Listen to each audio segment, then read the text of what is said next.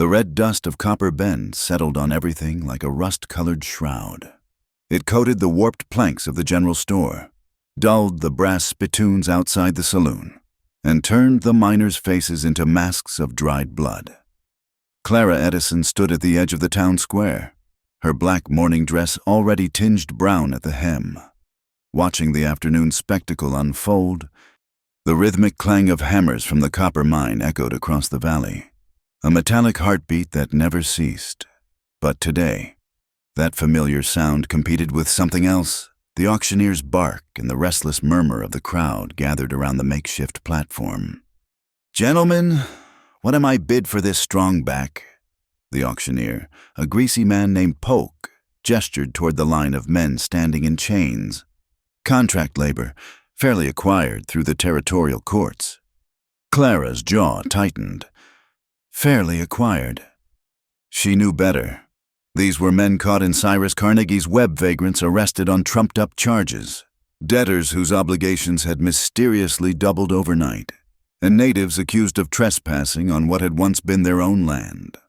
Her gaze fixed on the last man in line.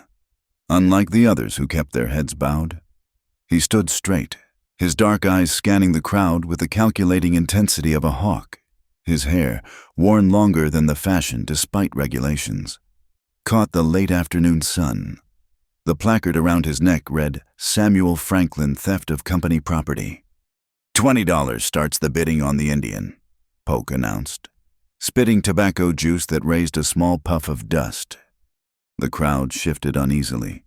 Even in a place like Copper Bend, there was something unsettling about the man's stillness, the way he seemed to catalog every face, every exit, every weakness in the chains that bound him. $20, called out Ray Hutchins, Carnegie's foreman. A cruel smile played at his lips. "Put him in the deepest shaft. See how long that pride lasts in the dark." 25, Clara heard herself say. The square fell silent except for the distant pounding of the mine. Every head turned toward her. She felt their stares like physical weight, the proper widow Edison, who hadn't spoken more than 10 words in public since her husband Jacob's funeral 6 months ago. Reverend Silas Luther stepped forward from the crowd, his black coat dusty but his collar still pristine white. "Mrs. Edison," he said, his voice carrying that particular tone of condescension dressed as concern. "Surely you're not thinking of... This is most irregular." $30, Hutchins countered, his eyes narrowing. Clara reached into her reticule and withdrew a folded document. "I'm not bidding money. Mr. Polk, I'm offering something far more valuable." Carnegie himself emerged from the shade of the hotel awning. At 45, he had the soft look of a man who'd grown rich on others' sweat, but his eyes were sharp as the copper ore that made his fortune. "And what might that be, Mrs. Edison?" "Water rights," Clara said clearly. "The subsidiary rights to North Fork that run through my property, enough to water another 50 head of cattle through the dry season." A ripple ran through the crowd. Water was more than gold in Copper Bend. Carnegie controlled most of it through a web of contracts and coercion, selling it back to the very people who'd once drunk freely from the streams. Carnegie's eyes glinted with avarice. "The whole of North Fork." "The subsidiary branch only, but it's legal and clear. My husband filed the claim properly in '76. She held up the paper. "Before your Consolidated Water Company came into being." The Reverend clutched his Bible tighter. "Mrs. Edison, think of your reputation. A woman alone, taking a savage into your home." "I need a hand for the ranch." Clara cut him off. "Unless you're volunteering, Reverend..." Someone in the crowd snorted, quickly muffling it. Deputy Nora Washington, one of the few women in town besides Clara who wore trousers instead of skirts, was scribbling in her notebook, her badge glinting in the sun. Carnegie studied Clara like she was an assay report. "Water rights for one man, that's poor business, Mrs. Edison." "Then perhaps you should have thought of that before you dammed up Sawmill Creek and started charging folks for what God gave free." Clara replied, The crowd stirred again, but differently now. There was something electric in the air, like the moments before a thunderstorm. Samuel Franklin, if that was even his real name, hadn't moved throughout the negotiation, but Clara caught the slight turn of his head in her direction. Just for a moment, their eyes met. She saw intelligence there, sharp and assessing, but also something else, a flicker of curiosity. "The papers," Carnegie said finally. "Let me examine them." Clara shook her head. "Release him first. Unchain him completely, no manacles, no bonds. Then you get the papers." "Mrs. Edison," the Reverend tried again. "This man is a criminal. He stole—" "A bag of oats for a starving horse." Deputy Washington spoke up suddenly, reading from her notebook.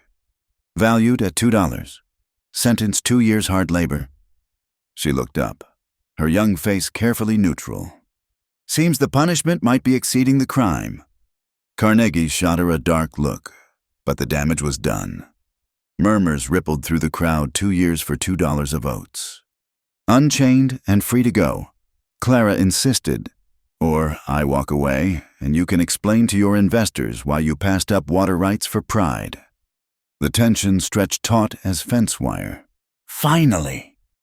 Carnegie nodded curtly to Hutchins. "Release him." The foreman unlocked the shackles with obvious reluctance. They fell away from Samuel's wrists with a clatter that seemed to echo across the square. He rubbed his wrists slowly, the angry red marks visible even from where Clara stood. She walked forward and handed the papers to Carnegie, who snatched them greedily. "A pleasure doing business," she said dryly. "This is temporary," Carnegie said, examining the document. "The rights revert if the stream runs dry." "Then you'd better stop damming everything upstream," Clara replied. Samuel stepped down from the platform.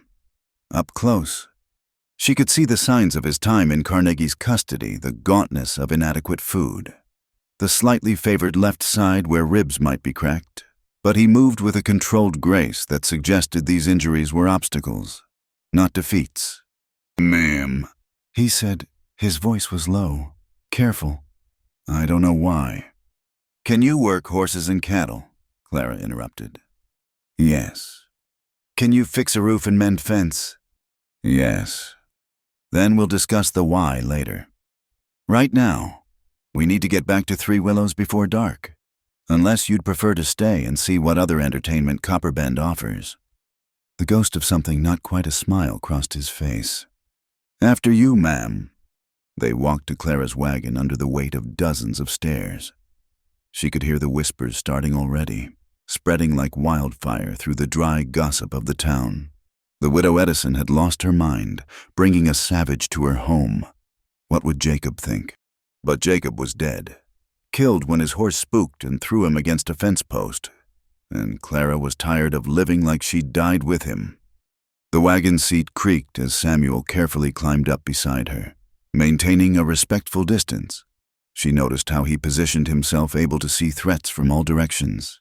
Hands free, weight balanced to move quickly. "The name's not Franklin," he said quietly as she took up the reins. "I figured." She clicked her tongue and the horses started forward. "Your real name's your business. You can tell me or not, as you choose." They were passing the church when Reverend Luther stepped into their path. "This is a mistake, Clara. I'm telling you as a friend." "Then as a friend, Silas, you'll step aside and let me pass." He didn't move. "That paper you signed, Carnegie won't honor it. You know that. He'll find a way around it. And then where will you be? No water and a dangerous man under your roof." Samuel shifted slightly. It was subtle, but suddenly he seemed to take up more space, his presence expanding like a shadow. The Reverend stepped back involuntarily. "Good day, Reverend," Clara said, guiding the horses around him. They were a mile out of town, the road winding through scattered juniper and sage. When the first shot rang out, the bullet whined past, kicking up a spray of dirt ahead of the horses. Clara's hands tightened on the reins, but before she could react, Samuel was already moving. "Keep driving," he said calmly. Don't speed up." 3 riders emerged from the rocks. Hutchins and 2 of his boys. They spread out, blocking the road. "Forgot something back in town," Hutchins called out, rifle casual across his saddle. "The Indian needs to sign release papers, legal formalities." "Funny how those formalities didn't matter an hour ago," Clara said. Hutchins grinned. "Well, now they do. Come on back peaceful-like." Samuel stood up in the wagon, and Clara heard Hutchins's men cock their weapons, but Samuel just raised his empty hand slowly. "4 things," he said, his voice carrying clearly in the still air. "What's that? Indian?" "First, Mrs. Edison already completed the legal transfer. Deputy Washington witnessed it. You saw her writing everything down. Second, that rifle you're holding pulls left. You've been compensating, but at this distance, you'll miss. Third, your friend on the right's horse has a stone bruise. See how he's favoring the left front. And fourth," Samuel's voice dropped lower, but somehow carried further, "I count 3 of you and 2 of us, but Mrs. Edison's got her late husband's Colt .45 in that wool blanket beside her, and I'm willing to bet she knows how to use it." Clara felt the blanket with her elbow. Sure enough, the hard outline of Jacob's gun was there, though she hadn't remembered bringing it. "You threatening us, boy?" Hutchins' voice had lost some of its swagger. "Stating facts." Samuel sat back down. "Same as saying the sun sets west." The standoff stretched. Clara could hear her heart pounding, could smell the dust and sage and her own fear sweat. Then, from behind Hutchins's men, came the sound of hoofbeats. Deputy Washington crested the rise, her star prominent on her vest. "Gentlemen," she called out, "I was just heading to 3 Willows myself. Make sure all that paperwork was properly handled." She rode up beside Hutchins, her hand resting casual on her sidearm. She was young for a deputy, maybe 25, but there was steel in her spine. "No problems here, Deputy," Hutchins said, "just having a friendly chat." "Good to hear. Then you won't mind if I ride along with Mrs. Edison. Make sure she gets home safe." The calculation in Hutchins's eyes was obvious. 3 against 3 now, and one of them wearing a badge. Finally, he spat to the side. Another time. Then, the 3 men wheeled their horses and galloped back toward town. Clara realized she'd been holding her breath and released it slowly. "Thank you, Deputy," she said. Nora Washington smiled tightly. "Just doing my job, though you might want to actually load that Colt before next time." Clara blinked, then carefully lifted the blanket. The gun was there, but she could see the cylinder was empty. She looked at Samuel, who shrugged one shoulder. "Useful thing, doubt," he said. They rode in companionable silence for a while, the deputy trailing at a respectful distance. The sun was starting its descent toward the western mountains, painting the desert in shades of orange and red.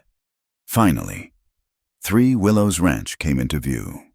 Clara's heart sank a little. Seeing it through a stranger's eyes, the roof sagged where last winter's snows had been too heavy. The fence posts listed drunkenly. The windmill that should have been pulling water squeaked arthritically in the breeze but didn't turn. The 3 willows that gave the place its name still stood by what had been a stream, but their leaves were more brown than green. "It needs work," Clara said unnecessarily. Samuel studied the property with those keen dark eyes. "Good bones, though. That's Riverstone foundation on the house. Your husband knew what he was doing." "He had dreams," Clara said softly, "bigger than Copperbend was willing to allow." Deputy Washington rode up beside them. "I'll leave you here," she said. "But Mrs. Edison, Clara, be careful. Carnegie doesn't like losing, even small losses. And that water rights transfer, there'll be consequences." "I know," Clara said. The deputy touched her hat brim and turned back toward town. Clara and Samuel sat in the wagon for a moment, looking at the house that would be what? His prison, his shelter, their battleground. Why? Samuel asked finally. Clara considered her answer. Why had she done it? Not charity, she couldn't afford charity. Not pity, the man beside her would accept none. Because I'm tired, she said at last. Tired of men like Carnegie taking everything and giving nothing back. Tired of watching decent folk ground down for profit. And maybe, she paused, then continued more quietly. Maybe because when I saw you standing there, refusing to bow even in chains, I remembered what it felt like to have a spine. Samuel was quiet for a long moment. Then he climbed down from the wagon and began unhitching the horses with practiced efficiency. The roof first, he said. Before the rains come, then the fence, the windmill. He studied it critically. Needs new leather on the plunger valve. Maybe a new rod. You know windmills. I know broken things, he said simply. Clara climbed down, her legs stiff from the tension of the day. The sun was almost touching the mountains now, setting the dust in the air ablaze with golden light. There's a room off the kitchen, she said. It's not much, but it's warm and dry. I'll show you after we see to the horses. He paused in his work, looking at her directly. My name is Samuel Crowfoot. My mother was Cheyenne. My father was a surveyor for the railroad until he decided he loved my mother more than his job. They're both dead now. I'm sorry, Clara said. It was a long time ago. He turned back to the horses.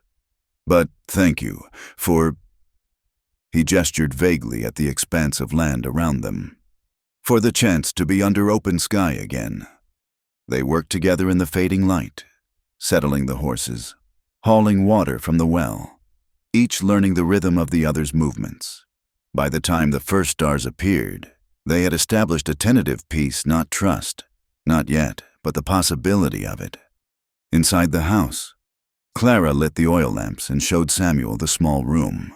It had been Jacob's office once, and still smelled faintly of pipe tobacco and leather. It'll do fine, Samuel said. He set down the small bundle of possessions he'd been allowed to keep precious little for a man's life. Clara hesitated at the door. Mr. Crowfoot Samuel, what Carnegie said about this being temporary. He wasn't wrong. He'll try to take the water back. He'll make our lives difficult. I know, Samuel said. But tonight, I'm not in chains. Tomorrow. He almost smiled again. Tomorrow we fix the roof. She nodded and turned to go, then looked back. The oats, did you really steal them? Yes, he said simply. The horse belonged to a Arapaho family passing through. Carnegie's men had run them off, left the horse to starve. So yes, I stole the oats, and I'd do it again. Clara found herself smiling the first real smile in 6 months. Good. I'd hate to think I'd hired an honest man. They don't last long in Copper Bend. She closed the door softly, leaving him to his first night of freedom in God knew how long. In the kitchen, she finally allowed herself to sink into a chair, exhaustion hitting her all at once. Through the window, she could see the lights of Copper Bend twinkling in the distance like fallen stars, somewhere among them. Carnegie was plotting. The Reverend was composing his Sunday sermon about the dangers of moral decay. The good citizens were gossiping about the widow Edison's scandalous behavior. Let them talk. Tomorrow, she and Samuel Crowfoot would fix the roof. And after that, they'd see what could be built by two people who refused to bow to the Cyrus Carnegies of the world. The wind picked up outside, rattling the loose boards and sending dust devils dancing across the yard. But for the first time in months, Clara didn't feel alone in the face of it. She had hired a hand. She had made an enemy. She had taken a stand. And tomorrow, they would fix the roof. The first morning arrived with the sound of Samuel sharpening his knife. Clara woke to the rhythmic whisper of steel on whetstone, a sound so different from the silence she'd grown accustomed to. Through her window, she could see him sitting on the porch steps, working in the gray pre-dawn light. She dressed quickly and found him oiling the tools from Jacob's workshop pieces that had gathered rust and dust these past months. His hands, she noticed, bore old scars across the knuckles, but moved with careful precision. "Coffee," she offered. He looked up, and she saw he'd already started the fire in the stove. A pot bubbled gently. "Made some. Hope that's acceptable." They shared the morning brew in comfortable quiet, watching the sun paint the mountains pink. Then Samuel stood, downing the last of his cup. "The roof won't patch itself." They worked through the morning coolness, Clara holding boards while Samuel hammered. She noticed how he favored his left side those cracked ribs from Carnegie's hospitality, but he never complained. By the time the sun climbed high, they'd replaced the worst of the damaged shingles. "You know building," Clara observed, passing him another handful of nails. "Railroad camps," Samuel replied. "You learn fast when winter's coming and you've got nothing but canvas between you and the snow." They were interrupted by the sound of approaching wagons. Clara shaded her eyes, making out the Olsen family's distinctive covered wagon with its painted Norwegian flowers fading in the desert sun. "Neighbors," she told Samuel, who'd gone very still at the sound. "Good people. The Olsens, Magnus and his wife Ingrid. Their son Tom pulled up in a cloud of dust.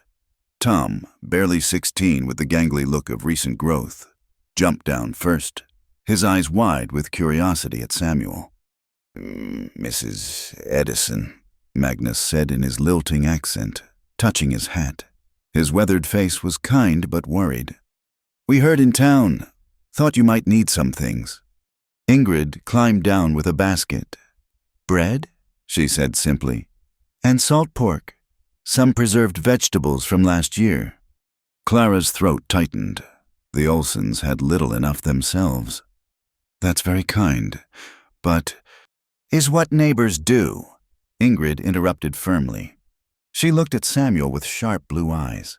"You are the man from the auction. Jai." Samuel inclined his head slightly. "Good," Magnus said unexpectedly. "Carnegie. He grows too big. Someone must say no." He reached into the wagon and pulled out a sack. Seeds for spring planting, squash, beans, corn. The three sisters, as some call them. Tom had been staring at Samuel with undisguised fascination. "Is it true you can track a man across bare rock that you can talk to horses?"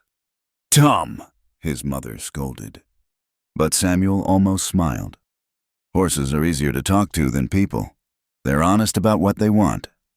The boy grinned. Clara noticed how Samuel had positioned himself not threatening, but where he could see all approaches. Old habits from a life where vigilance meant survival. They sat in the shade of the house, sharing water and Ingrid's bread. The Olsens spoke of their own struggles, water prices rising. Carnegie's men demanding fees for cattle crossing company land that had been open range just last year. "He wants it all," Magnus said heavily. "Every drop of water, every blade of grass. Soon we must pay him to breathe the air." "Maybe not," Clara said quietly. "Maybe things can change." After the Olsens left, with promises to return next week, Clara and Samuel returned to work. They fell into an easy rhythm. She wasn't as strong as Jacob had been, but she was quick to learn and didn't need things explained twice. By afternoon, the heat had become oppressive. They took shelter in the kitchen, Clara mending harness while Samuel worked on the windmill parts he'd disassembled. "The boy Tom," Samuel said suddenly. "He reminds me of my cousin. Same age when—" He trailed off. "When what?" Clara asked gently. "When the school took him, the government school, where they cut your hair and beat you for speaking your own language." His hands never paused in their work. "He died of pneumonia that winter. They sent his body back in a pine box, wearing clothes that weren't his, with a Christian name none of us had ever heard." Clara set down her mending. "I'm sorry. It's why I was near Copper Bend." Samuel continued. "Looking for work, yes, but also looking for others, families scattered to the winds. The horse I stole those oats for belonged to my mother's cousin. Carnegie's men had run them off their camp, accused them of vagrancy. Did you find them again? No. The word was flat, final. They worked in silence after that. But it wasn't uncomfortable. As the sun began its descent, Samuel stood and stretched carefully. I'll check the fence line before dark. Clara watched him walk toward the pasture, moving with that particular awareness of someone who'd learned to survive in hostile territory. She was putting away the mending when she heard horses approaching, many horses, moving fast. Samuel had heard them too. He was already heading back, not running but walking with purpose. They reached the porch just as 5 riders thundered into the yard. It wasn't Carnegie or his men. These were townspeople, the banker Wells Fargo, the store owner Hurst, and others. Their faces were grim. Mrs. Edison, Fargo said without preamble. There's been trouble. The church caught fire. Clara's hand went to her throat. Was anyone hurt? No, but Reverend Luther's claiming it was set deliberate. Says he saw an Indian near the building just before the flames started. His eyes fixed on Samuel. Says it was revenge for yesterday's auction. That's absurd, Clara said hotly. Samuel's been here all day. The Olsons saw him this morning. We've been working. I'm just telling you what's being said. Fargo interrupted. Carnegie's offering a reward for information. Luther's whipping folks into a fury. Thought you should know. They left as quickly as they'd come, dust swirling in their wake. Clara turned to Samuel, who stood very still, his face unreadable. I didn't, he began. I know, Clara said firmly. You were here, but that won't matter to a mob. As if to underscore her words, they could see torches beginning to gather in the distant town, like fireflies clustering in the growing dark. I should leave, Samuel said. This isn't your fight. The hell it isn't. The profanity surprised them both. Clara pressed on. Carnegie wants you gone because he wants me isolated, vulnerable. He's using Luther and that fire as an excuse. Maybe so, but if they come here, then we'll face them. Clara went inside and came back with a Jacobs rifle. Can you shoot? Yes, but I won't fire on townspeople stirred up by lies. Neither will I, but they don't know that. They didn't have long to wait. The torches moved closer, resolving into a group of about 20 men. Clara recognized most of them men who nodded politely on Sunday, who bought goods at her husband's store credit, who'd eaten at her table. At their head rode Reverend Luther, his face flushed with righteous anger. Beside him was Carnegie, trying to look reluctant but unable to hide his satisfaction. They stopped just outside the fence line. Mrs. Edison, Luther called. We've come for the savage. Send him out and there'll be no trouble. He has a name, Clara said, stepping forward with the rifle held loosely but visibly. And he's been here all day. Whatever happened to your church, Samuel had nothing to do with it. The word of a woman bewitched means nothing. Luther spat. Look at you, defending the very creature who... Who what? Clara challenged. Who worked on my roof all morning while the Olsons visited? Who was fixing my windmill when the fire started? You want someone to blame. Reverend, look elsewhere. She's right. The quiet voice came from the back of the mob. Deputy Washington pushed through on her horse, and Clara noticed she wasn't alone. Tom Olson rode beside her, looking scared but determined. The boy came to find me, Nora said. Says he was in town when the fire started. Saw everything. Tom's voice cracked, but he spoke clearly. It was Hutchins, Mr. Carnegie's foreman.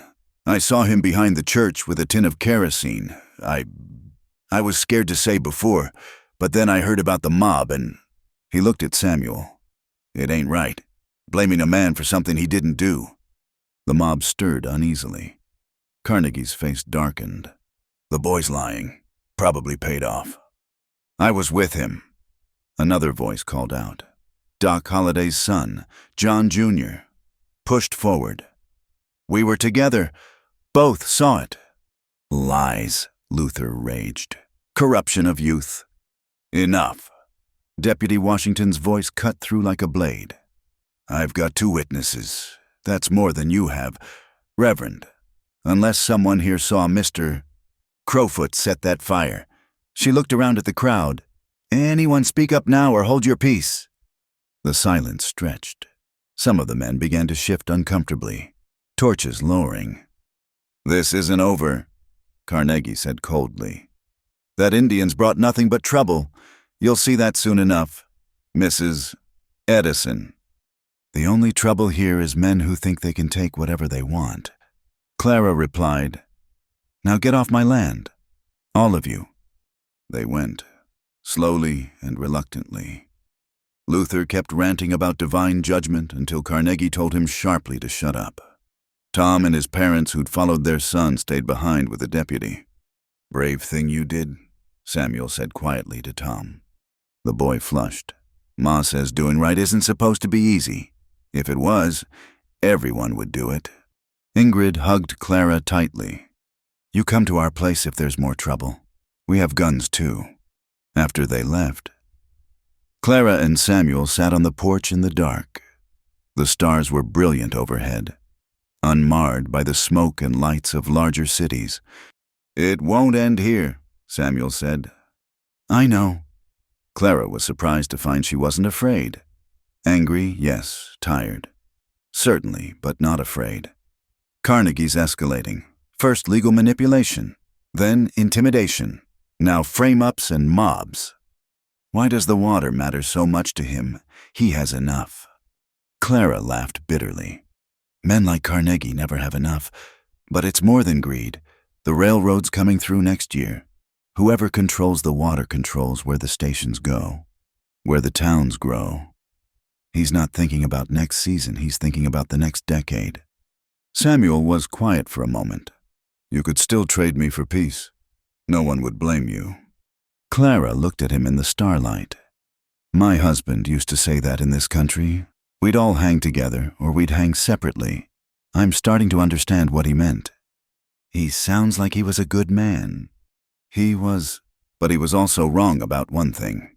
He thought he could work within Carnegie's system, find compromises. He died still believing that. She stood, gathering the rifle. "I won't make that mistake." They prepared for bed with the awareness that this was just the beginning.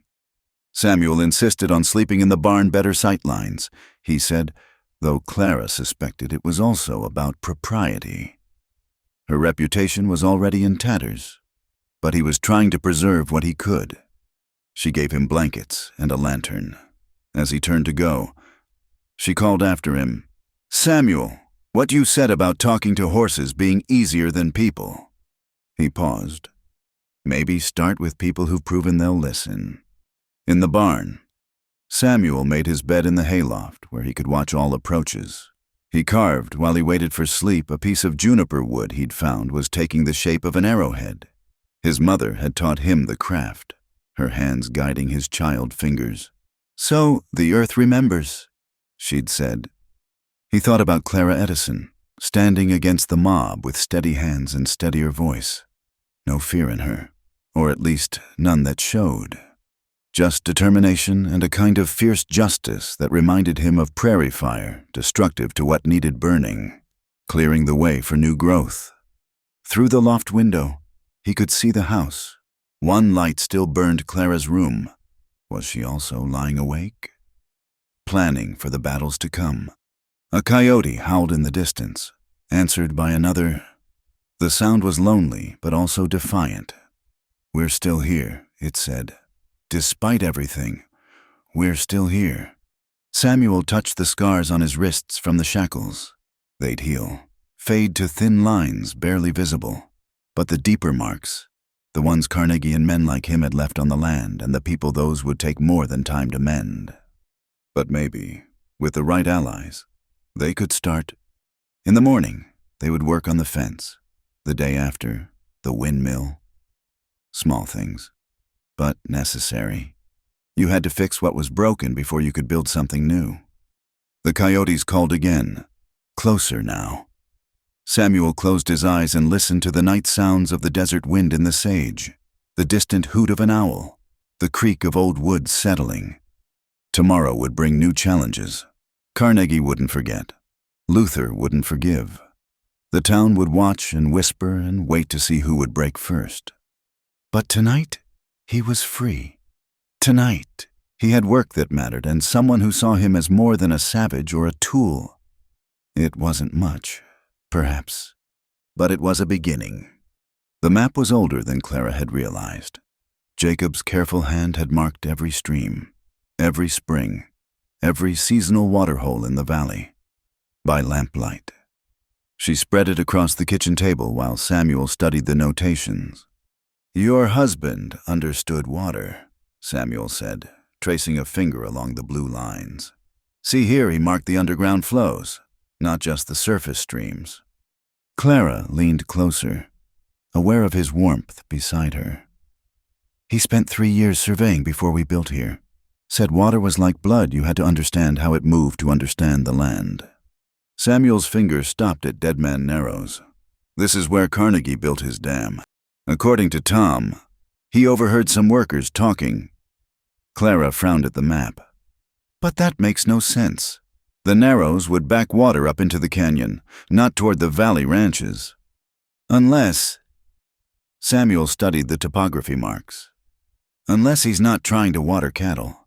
Look, if you block here and dig a channel here. He could redirect the entire flow." Clara felt cold despite the warm night. Not just control it, steal it entirely. They sat in silence, absorbing the implications. Outside, a screech owl called, its cry like a woman's scream in the darkness. "We need to see for ourselves," Clara said finally. "Too dangerous. Carnegie has guards." "Then we go when they don't expect it, during the new moon, when the darkness is deepest." Samuel looked at her with something like admiration.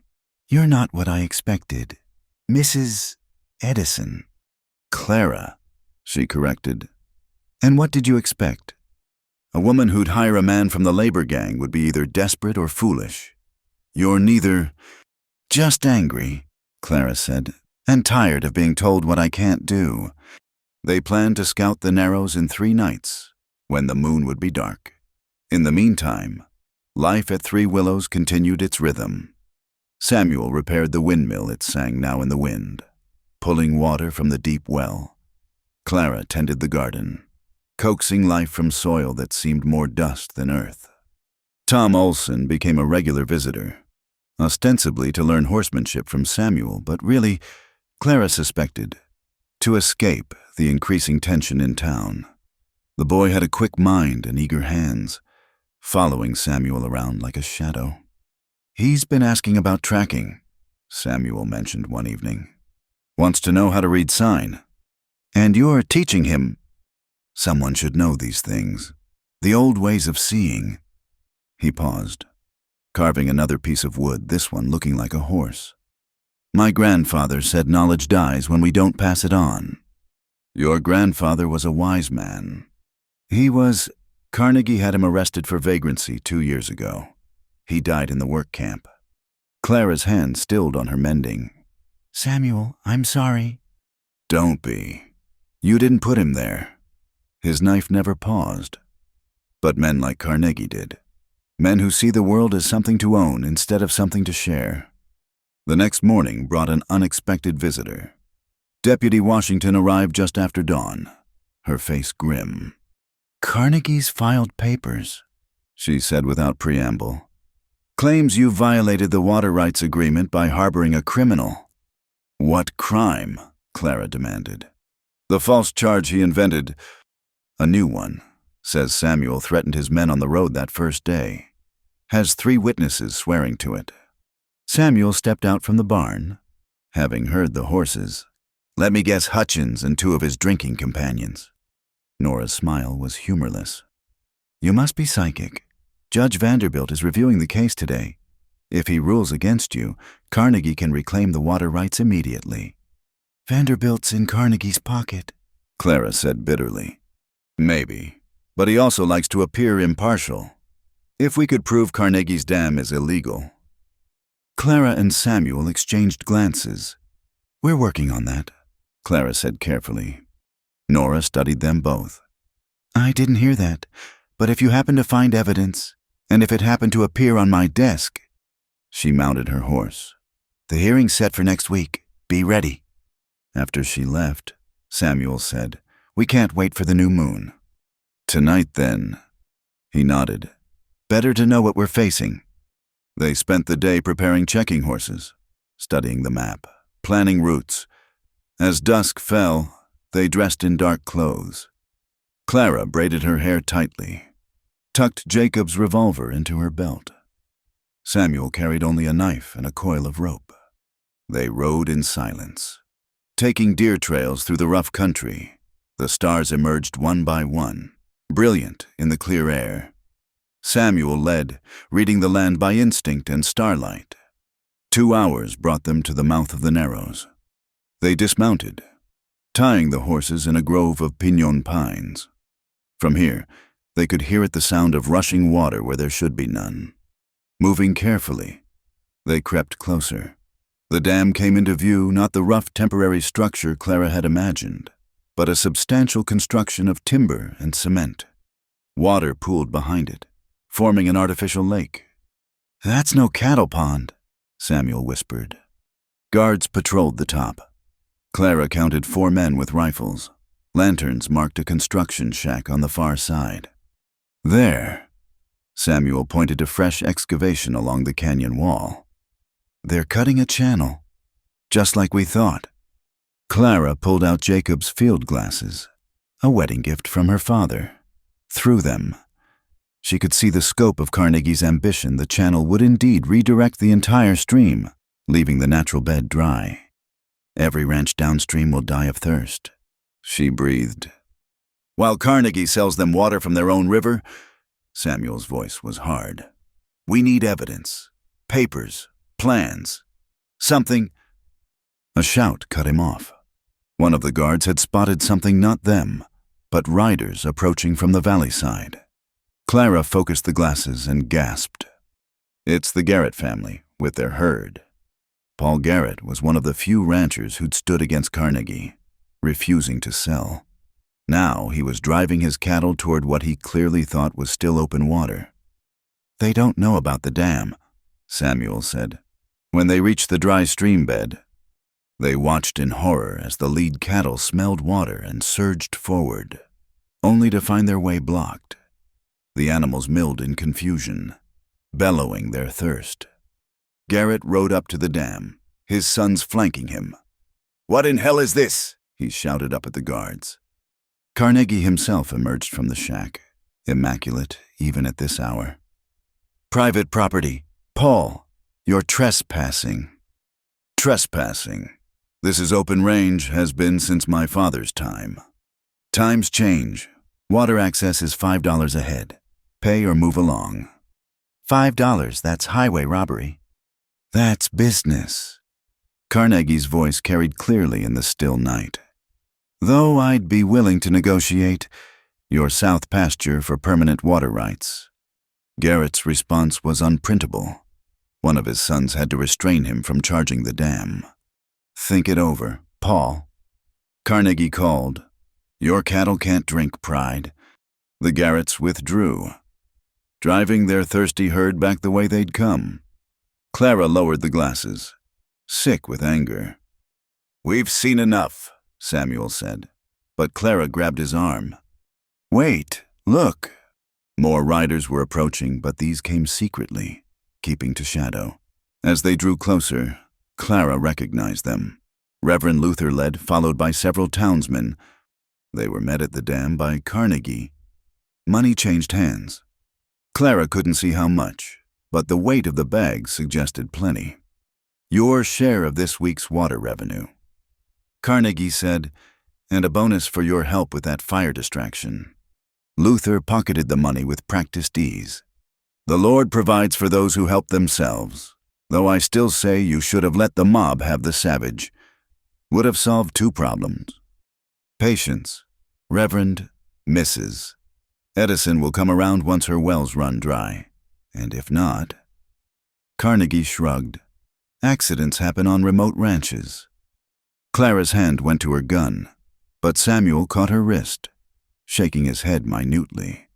They waited until Luther's group left, then began their careful retreat. They'd almost reached the horses when Samuel suddenly pushed Clara behind a boulder. A moment later, footsteps crunched past a guard patrol they'd missed. They held their breath, pressed together in the shadows. Clara could feel Samuel's heartbeat, rapid but controlled. The guard passed, complaining to his partner about the night watch.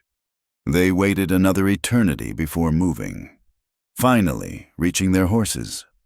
Only when they were miles away did Clara allow herself to speak. "We have to tell people, the Garretts, the other ranchers. Tell them that we were trespassing in the dark. Carnegie will deny everything. And we've no proof but our word." He was right, and Clara knew it. They rode hard, reaching Three Willows as dawn was breaking. Both were exhausted, covered in dust and scratches from the brush. As they unsaddled the horses, Tom Olson came running from the house. Clara's heart sank. What was the boy doing here at this hour? "Mrs. Edison, Samuel." He was breathless, excited. "I came to do morning chores and found you have to see..." He led them to the barn. There, nailed to the door, was a document. Clara pulled it down with shaking hands.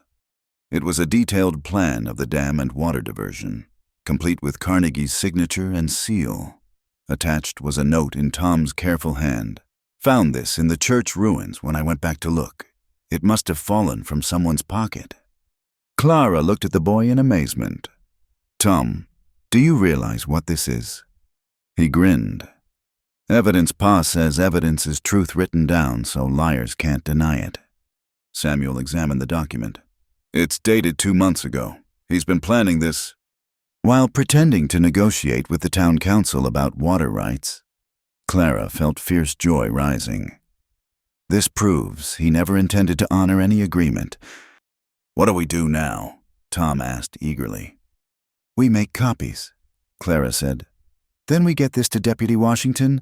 Then..." She smiled grimly. "Then we let Mr.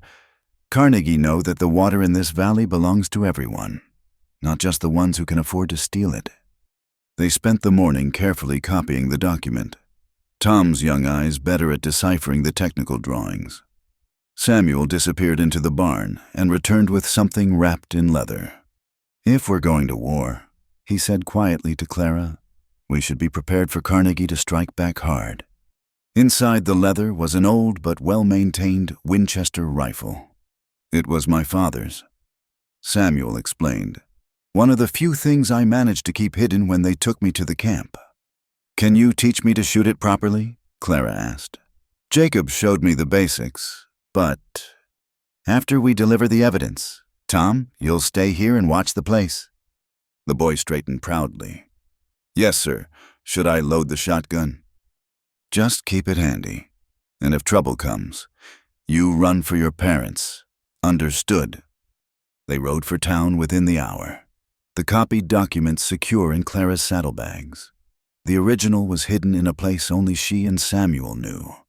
Deputy Washington was in her office, cleaning her rifle.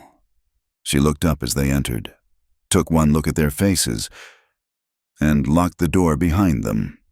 "Show me," she said simply. As she studied the documents, her face grew increasingly grim. "This is big. Clara, bigger than just water theft. If Carnegie's diverting an entire river, he's violating federal water law. This could bring the territorial marshals." "Then do it," Clara urged. "It'll take time, and Carnegie will know the moment I wire the territorial capital. He'll have men watching the telegraph office." "Then we'd better be ready," Samuel said quietly. Nora looked between them.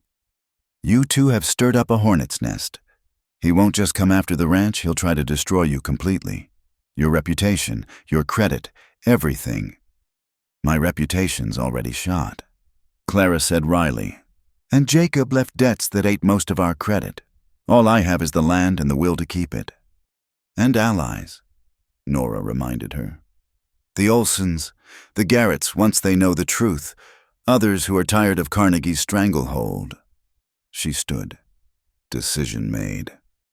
I'll send a rider with these to the capital safer than telegraph. Give me 3 days to organize before the news breaks. 3 days, Clara agreed. What should we do? Ford up. Gather supplies. And Clara, Nora's face was serious. That water agreement you signed, I'd make sure it's somewhere very safe. If Carnegie can destroy that document, your claim disappears. They left town separately. Samuel taking a roundabout route to check for followers.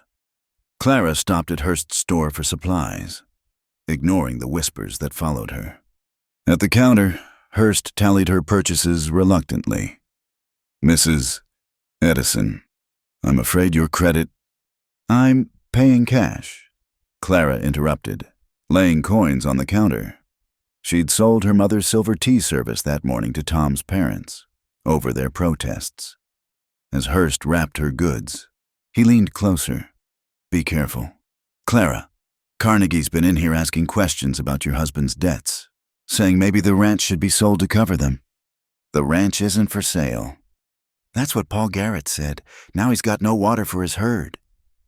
Clara met his eyes steadily. Things are going to change, Mr. Hurst. Soon. When they do, remember who stood where. She left him puzzling over her words, loading her supplies onto the wagon. The sun was high and merciless, beating down on the dusty street, but for the first time in months, Clara felt the heat as energy rather than oppression. Change was coming to Copper Bend. Carnegie had built his empire on the assumption that people would always choose survival over justice. But he'd forgotten something crucial pushed people too far, and they've got nothing left to lose.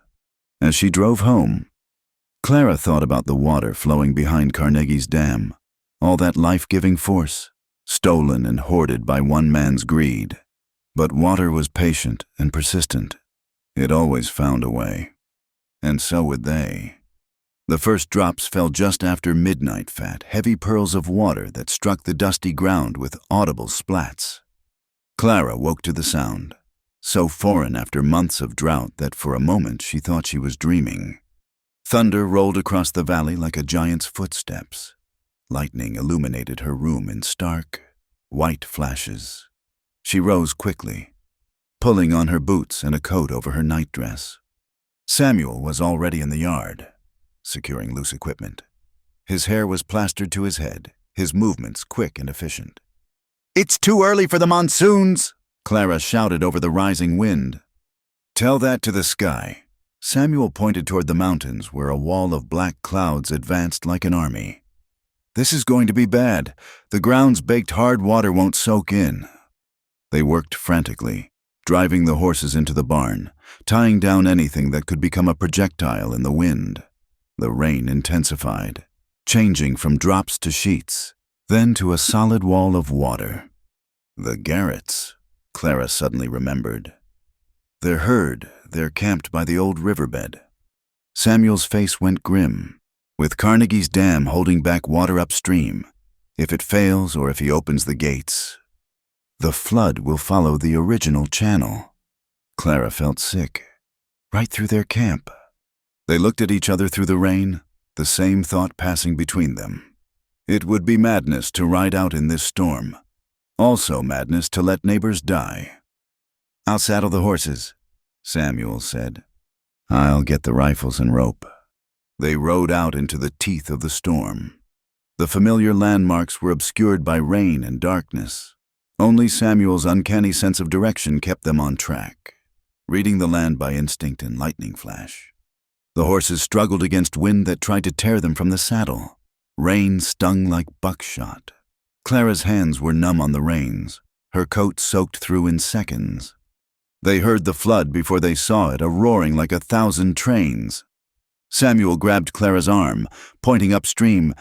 In the next lightning flash, she saw it, a wall of brown water, churning with debris, racing down the dry riverbed. "The dam!" Clara screamed. "Carnegie must have opened it!"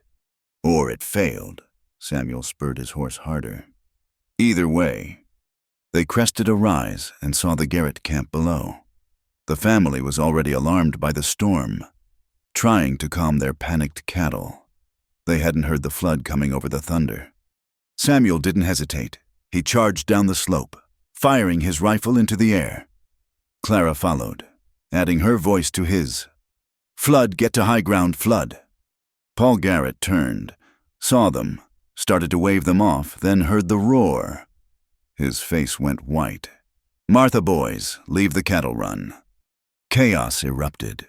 The Garretts scrambled for their horses while the herd, already spooked by the storm, scattered in all directions. Clara saw young Edison Garrett, barely 14, trying to save the chuck wagon. "Leave it!" she screamed, riding straight at him. She leaned down, grabbed his arm, hauled him up behind her. "Hold on!" The water hit the upper edge of the camp just as they spurred toward higher ground. Clara looked back and saw their wagon swept away like a toy, smashed to splinters against a boulder. They barely made it. The flood surged past, carrying away tents, supplies, everything the Garretts had brought. In the lightning flashes, Clara could see cattle tumbling in the current, their bellowing lost in the water's roar.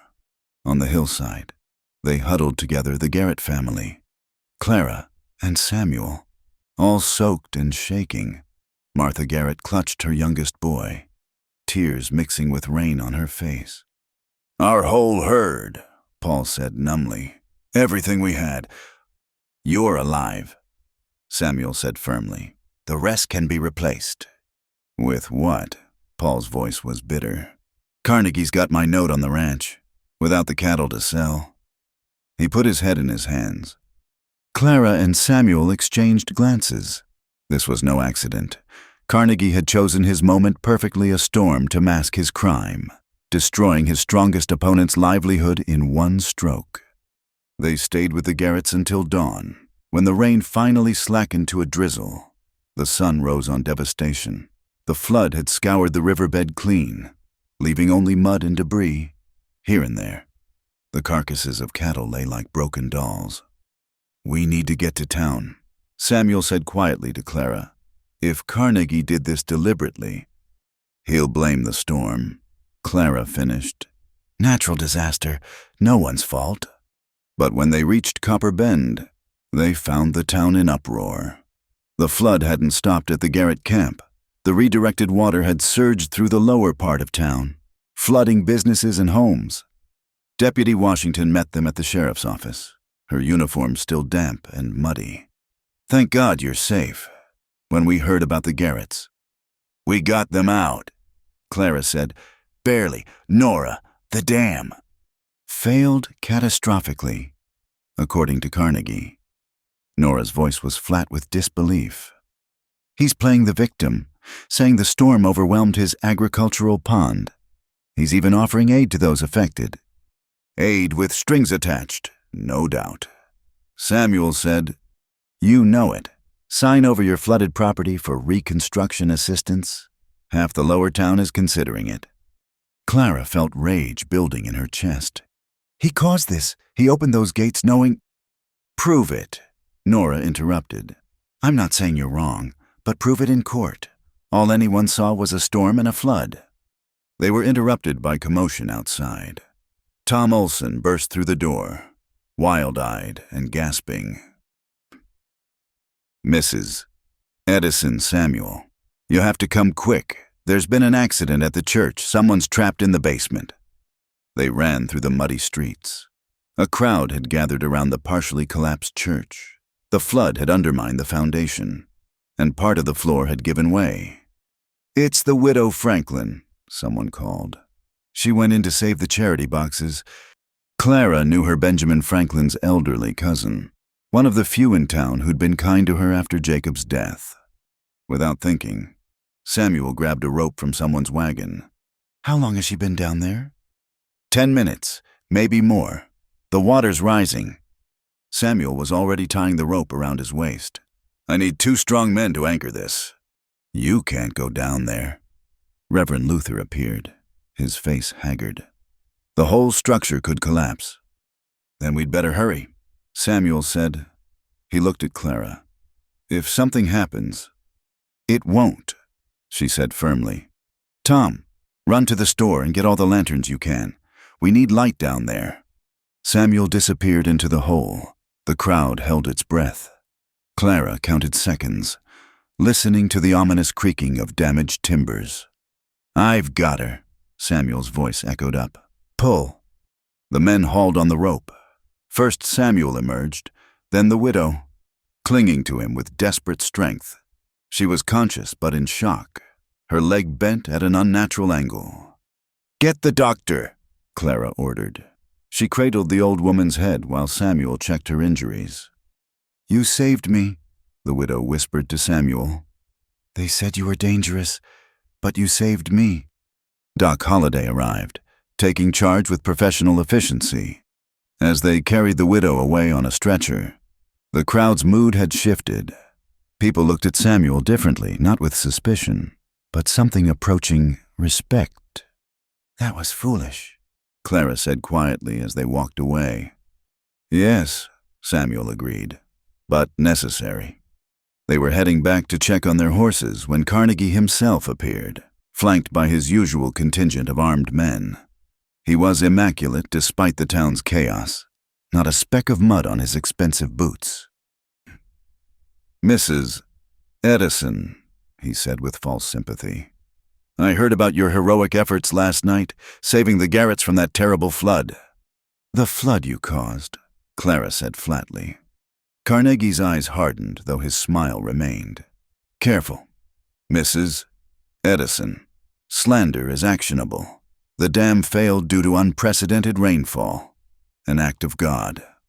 Strange how God's acts always benefit your interests. Samuel observed. What's strange, Carnegie continued, ignoring him, is how you happened to be out in that storm, exactly where the flood would strike, almost as if you had advance warning. Clara saw the trap immediately.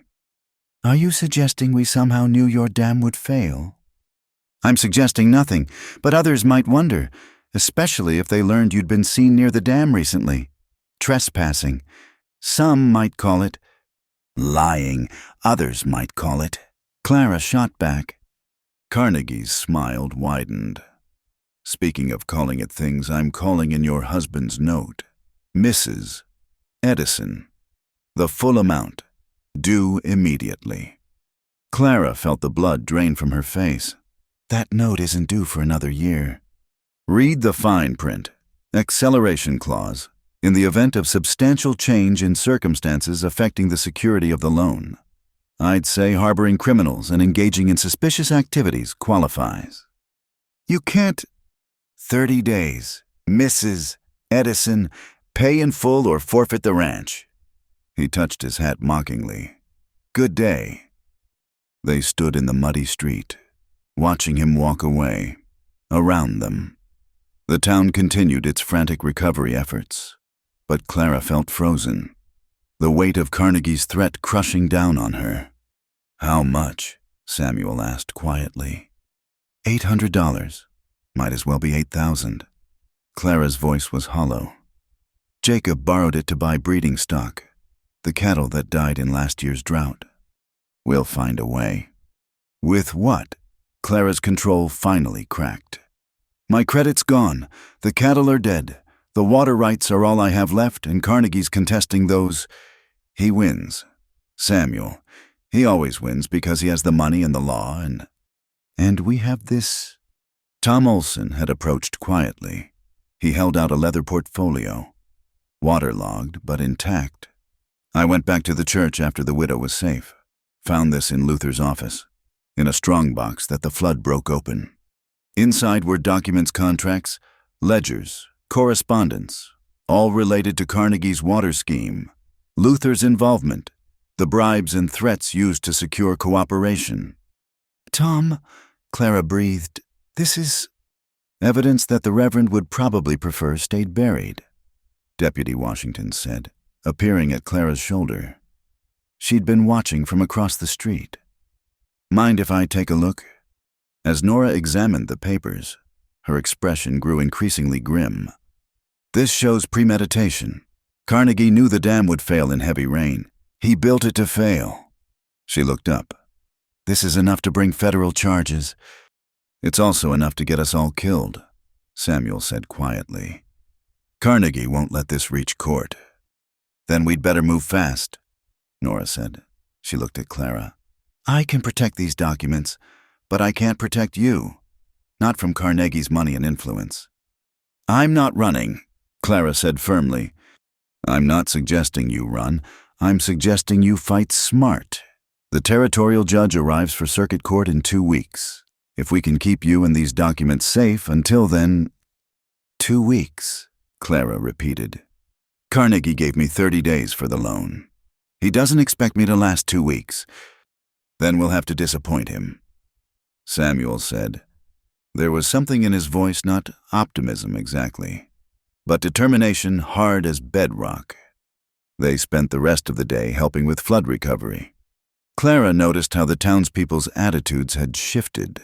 The combination of Samuel's rescue and the growing whispers about Carnegie's dam had created cracks in the wall of prejudice.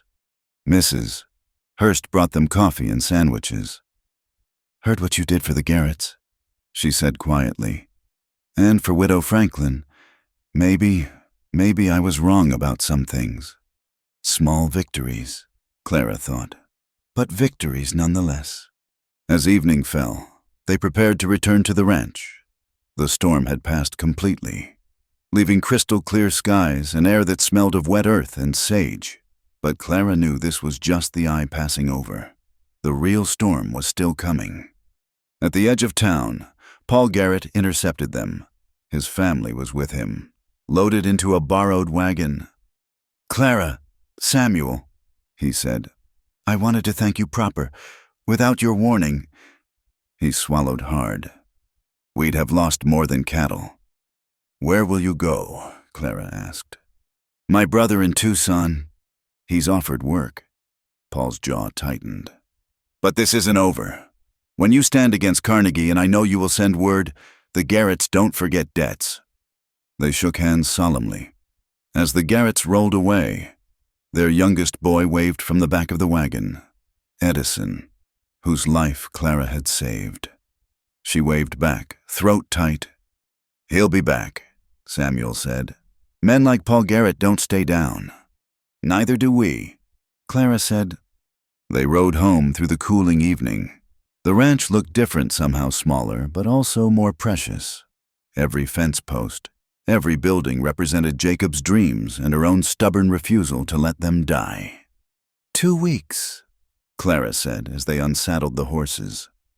"How do we survive 2 weeks against a man who owns the law?" Samuel was quiet for a moment, running his hand along his horse's neck. "My grandmother used to say that a flood always looks strongest just before it breaks. All that pressure built up has to go somewhere." "Meaning?" "Carnegie's empire is built on fear, but fear is like a dam it holds until it doesn't, and when it breaks—" He shrugged. "We've already seen cracks. The widow, the Hursts. Even some of Carnegie's men looked uncomfortable today. You think we can turn the town?" "I think we can show them they have a choice. That's all anyone really needs to know, they have a choice." They finished with the horses and walked toward the house. The stars were beginning to emerge, diamonds against velvet.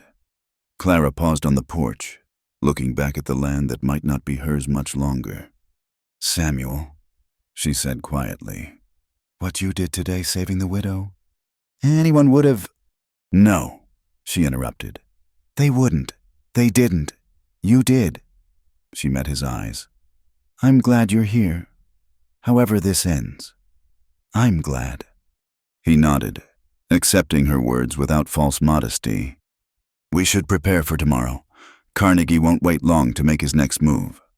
Inside, they cleaned their weapons and counted their ammunition.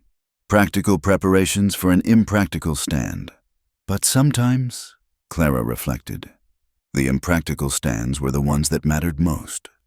The water had receded from the valley, leaving mud and destruction in its wake, but also leaving fertile soil where the flood had passed, nature's way of renewing itself through catastrophe. Perhaps that's what Copperbend needed, a flood to wash away the old corruption, making room for something new to grow. As she prepared for bed, Clara thought about the documents hidden at Deputy Washington's office. Evidence that could bring down Carnegie's empire or get them all killed trying. 2 weeks to stay alive, to keep fighting, to hope that justice might actually prevail. Outside, a coyote howled that wild, defiant sound that meant survival against all odds. Clara smiled grimly and checked the load in Jacob's rifle one more time. Let Carnegie come. They'd be ready. The night was still, almost too quiet after the storm's violence. Clara sat by the kitchen window, unable to sleep, watching Samuel work by lamplight in the barn. He was treating a cut on his arm, a souvenir from the rescue that he'd hidden until now. She gathered clean bandages and the bottle of whiskey Jacob had kept for medicinal purposes, then walked across the yard. The stars seemed closer somehow, as if the storm had washed the sky clean. That needs proper tending, she said from the barn door. Samuel looked up, his shirt sleeve rolled back to reveal not just the fresh wound, but a network of older scars. It's nothing. Nothing doesn't bleed through bandages. Clara moved closer, setting down her supplies. Let me... He hesitated, then nodded. As she cleaned the wound, she couldn't help but notice the other marks, some old, some newer, the map of violence written on his skin. The school, she asked quietly. Some. His voice was steady, distant. They believed in discipline, said they were killing the Indian to save the man. Clara's hand stilled. How old were you? 7 when they took me, 15 when I escaped the first time. A ghost of a smile. Took them 3 days to catch me. They were not pleased. The first time, I escaped 4 times total. The last time, I was 18, old enough that they couldn't legally drag me back. He paused. My mother had died while I was there. Fever, they said. My father followed her within the year. They say it was whiskey, but I think it was heartbreak. Clara finished wrapping the bandage, but didn't move away. I'm sorry. Don't be sorry. Be angry. He looked at her directly. That's what they never understood at the school. They could beat us, cut our hair, forbid our language, but they couldn't kill the anger. And anger, channeled right, becomes strength. Is that what you're doing here, channeling anger? Maybe at first. He rolled down his sleeve. When I saw you at that auction, standing up to Carnegie, I thought there's someone who understands anger, who won't let it consume her but won't let it die either. Clara found herself studying his face in the lamplight. The strong lines that spoke of mixed heritage. The eyes that had seen too much but still held kindness. Jacob was different, she said suddenly. He believed in working within the system, finding compromise. Even when Carnegie started squeezing the valley, Jacob kept saying we could negotiate, find common ground. Is that what killed him? The question hung in the air like smoke. Clara had never spoken her suspicions aloud. The horse that threw him, she said slowly, was the gentlest mare we had. Jacob had ridden her 1,000 times, but that day, something spooked her so badly. She shook her head. I found strange marks on her flank later, like she'd been struck or burned. Samuel's expression darkened. Carnegie. I could never prove it. The marshal barely investigated, said accidents happen on ranches. Clara's voice turned bitter. Jacob died believing Carnegie could be reasoned with. I won't make that mistake. They sat in silence for a moment. Outside, an owl called, its voice echoing across the desert. My mother used to tell stories, Samuel said quietly, about warriors who painted their faces not for war, but for justice. She said the patterns told the truth of what they fought for, so the spirits would know their cause was righteous. He pulled something from his pocket, the arrowhead he'd been carving. The white stone caught the lamplight like captured moonlight. She taught me to make these, said every arrow should carry the maker's truth. He held it out to Clara. This one carries mine. Clara took the arrowhead, surprised by its warmth. The carving was intricate, not just decorative, but telling a story in its lines. She saw mountains, water, a bird in flight. What truth, she asked. That home isn't a place, but a choice. That freedom isn't given, but taken, that... He paused, then continued quietly. That some things are worth standing for, even if you stand alone. You're not standing alone, Clara said firmly. Their eyes met and held. Something shifted in the air between them, like the moment before lightning strikes. Clara felt her heart racing, her skin aware of every current of air. "Clara," Samuel said, his voice rough, "I should tell you." The shot shattered the moment like glass. They were moving before the echo faded. Samuel pushing Clara behind the solid barn wall while grabbing his rifle. A second shot sparked off the barn's iron weather vane. "Stay down," Samuel ordered, but Clara was already reaching for her own weapon. Like hell. More shots came from different directions, at least 3 shooters. Strategically positioned, not random violence, but a planned attack. "Carnegie's men?" Clara asked. "Has to be." Samuel peered around the corner, ducked back as another bullet whined past. "They're trying to pin us down." The lamp exploded, plunging them into darkness, but the moon was bright enough to show moving shadows approaching the house. "They're not trying to kill us," Clara realized. "They're driving us out into the open?" Fire answered her, a lit torch arcing through the air toward the hay barn, then another toward the house. "Choose," a voice called Hutchins. "Save the buildings or save yourselves." Clara cursed. The hay barn would go up like tinder. And the house held not just their supplies, but the original water rights document. "I'll get the house," she said. "Clara, no." But she was already running, zigzagging across the open ground. Shots tracked her, kicking up dirt at her heels. She burst through the front door as smoke began seeping through the roof. The torch had lodged in the attic. She could hear the flames crackling overhead. Racing to Jacob's study, she yanked open the safe hidden behind his portrait, the water rights, the deed, Jacob's journal. She stuffed them all into a leather satchel. The smoke thickened. Through the window, she saw Samuel fighting the hay barn fire, silhouetted against the flames. More shots rang out, keeping him from making real progress. Clara grabbed blankets, soaked them in the water barrel, and attacked the flames eating through the ceiling. The heat was incredible, smoke searing her lungs. But rage drove her rage at Carnegie, at the men destroying her home, at the unfairness of it all. Clara Samuel's voice, urgent. "Get out, the roof's going." She felt the timbers shift above her.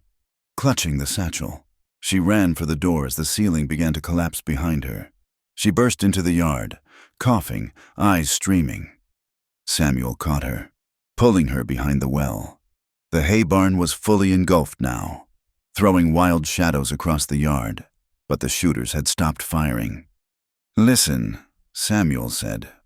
"Hoofbeats, many horses, approaching fast. Carnegie's reinforcements."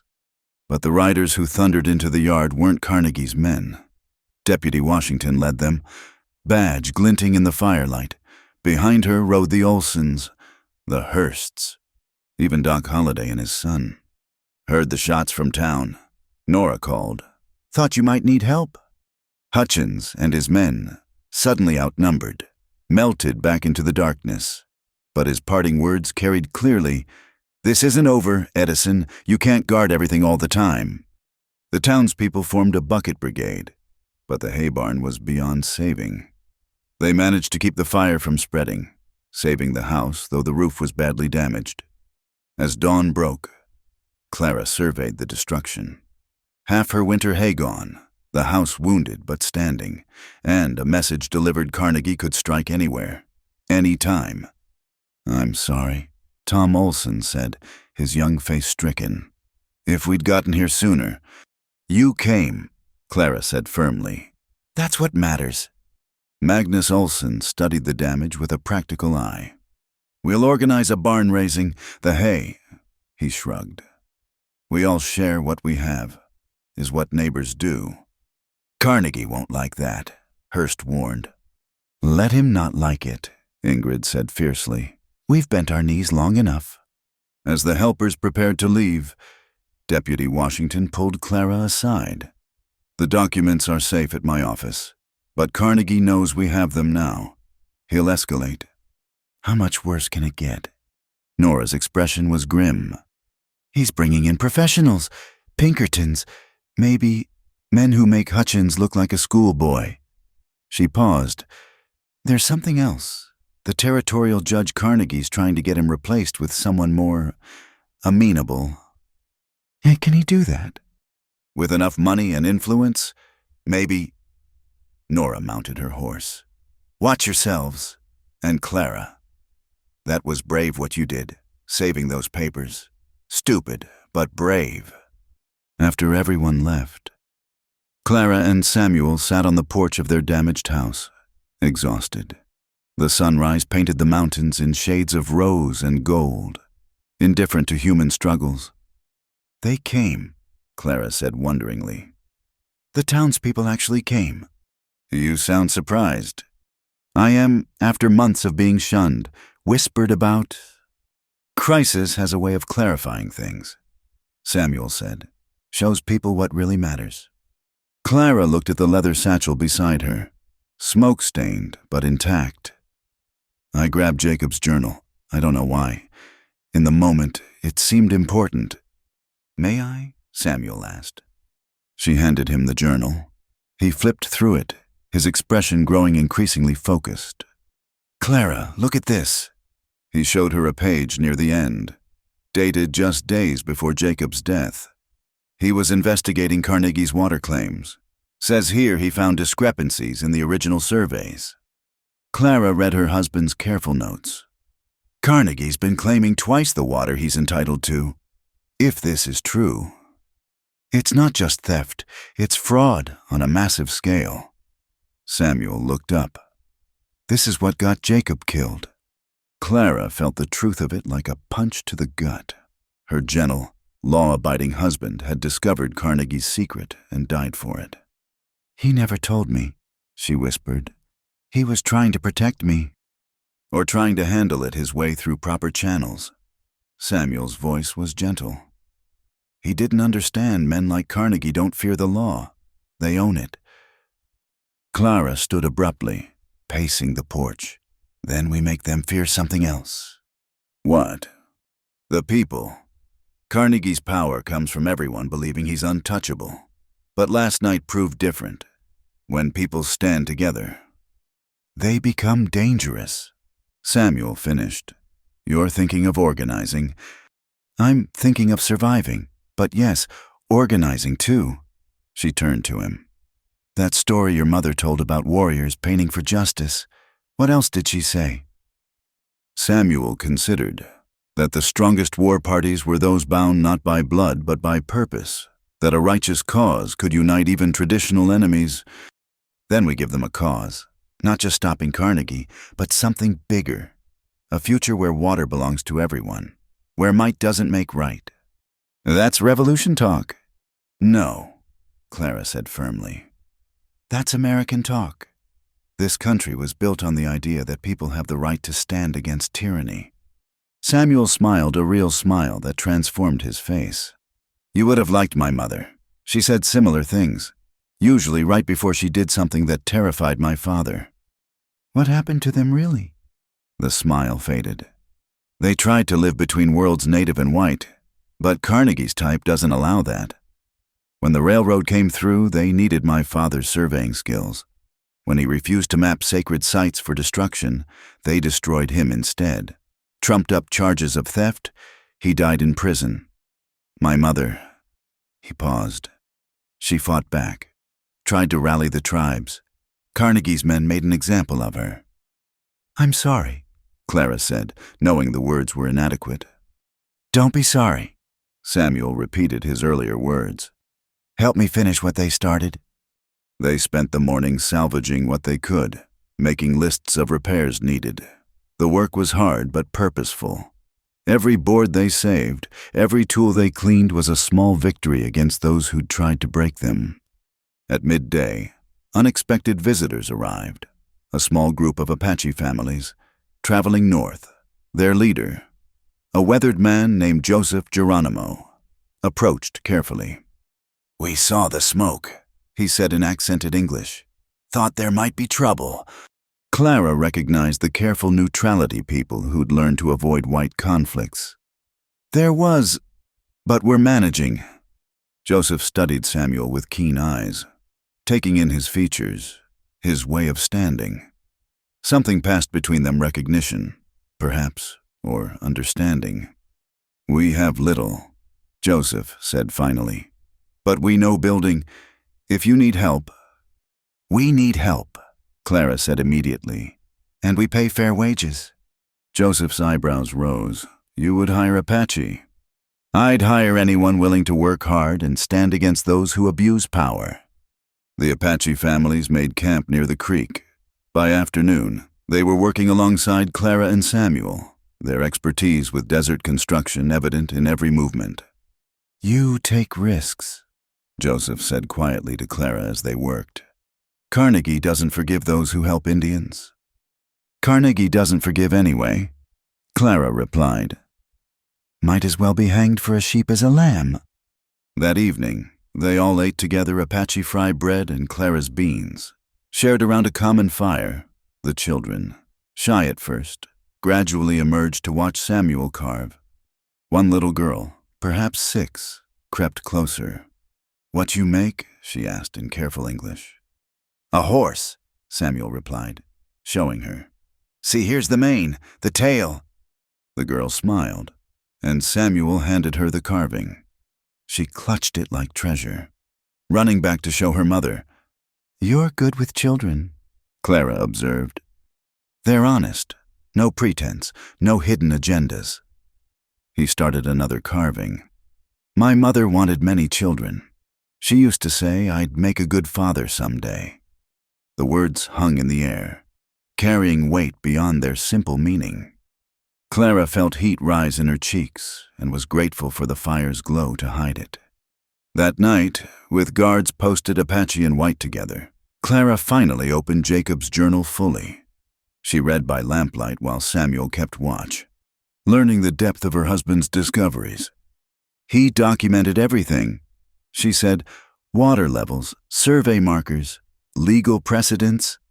He was building a case that would have destroyed Carnegie's empire. "Will destroy," Samuel corrected. "His work won't be wasted." Clara looked up at him. "I loved Jacob. He was a good man, but he never made me feel fire. He never made me want to fight the world and win." She closed the journal. "Is it wrong that I feel more alive now, in danger, than I did in all those safe years?" Samuel moved closer, his presence warm in the cool night. "My people believe everyone has 2 lives, the one they're given and the one they choose. Maybe this is your chosen life beginning." "And you?" Clara asked. "Is this your chosen life?" He was quiet for a long moment. "I spent years running from the schools, from the pain, from myself. But here," he gestured at the damaged ranch, the distant campfires, the star-filled sky. "Here feels like standing still in the best way, like planting roots." Clara reached out, touched his hand. "Then stay. Whatever comes, stay." His fingers intertwined with hers. "I'm not going anywhere." They sat together, hands linked, watching the night. Tomorrow would bring new challenges: Carnegie's rage, the town's uncertain loyalty, the fight to simply survive. But tonight, they had this connection, purpose, the beginning of something that might be strong enough to withstand the storm. In the Apache camp, someone began singing a low, rhythmic chant that spoke of endurance and hope. The sound carried across the desert, older than Carnegie's greed, stronger than any man's ambition. Clara squeezed Samuel's hand and made her own promise to the listening stars. They would not just survive, they would prevail. And in prevailing, they would change everything. The work of rebuilding had taken its toll. For 3 days, they'd labored alongside the Apache families and the townspeople who came to help. The barn frame stood again, stark against the sky like picked bones waiting for flesh. Clara's hands were raw from handling lumber. Her shoulders ached, but there was satisfaction in seeing something rise from destruction. Now, as evening painted the desert in shades of copper and violet, she stood at the well, drawing water to wash the day's dust away. Samuel was at the corral, working with a young Mustang that Joseph Geronimo had brought payment. He'd said, for their hospitality. Clara watched Samuel move with the horse, patient and fluid, speaking in low tones that seemed to calm the wild creature. There was poetry in it, she thought, the way his hands never grasped but invited, the way he positioned himself to be chosen rather than to capture. Like watching music, isn't it? Ingrid Olsen had come up beside her, carrying empty water buckets. Clara startled slightly. I didn't hear you approach. You were elsewhere. Ingrid's knowing smile made Clara flush. Is no shame in it. After Henrik died, my first husband, back in the old country, I thought my heart was stone. Then Magnus came along, and she shrugged eloquently. It's not. We haven't. Clara fumbled for words. Life is short in this desert, Ingrid said gently. Too short for waiting for perfect moments. They don't come. We make them, or we miss them. She filled her buckets and left Clara standing there, heart racing with sudden decision. The older woman's words echoed what Clara had been feeling for days, a sense of time running out, of chances that might not come again. That night, after the helpers had gone home and the Apache camp had settled into quiet, Clara found herself restless. The moon was high and bright, turning the desert into a landscape of silver and shadow. Through her window, she could see Samuel sitting on the porch, keeping watch as he did every night. She pulled her shawl around her shoulders and stepped out to join him. He looked up at her approach, his face unreadable in the moonlight. Can't sleep, he asked. Too much in my mind. She sat beside him, close enough to feel his warmth. Samuel, what happens after we win or lose against Carnegie? After the judge comes or doesn't? After... She gestured helplessly at the uncertain future. I haven't thought that far ahead. He admitted, survival tends to narrow focus. I have thought ahead. Clara took a breath, gathering courage. And in every future, I imagine, you're there. Is that presumptuous? Samuel turned to look at her fully. In the moonlight, his eyes were deep as wells. No, it's honest. And honesty between us seems important now. Then I'll be more honest. Clara's voice trembled slightly.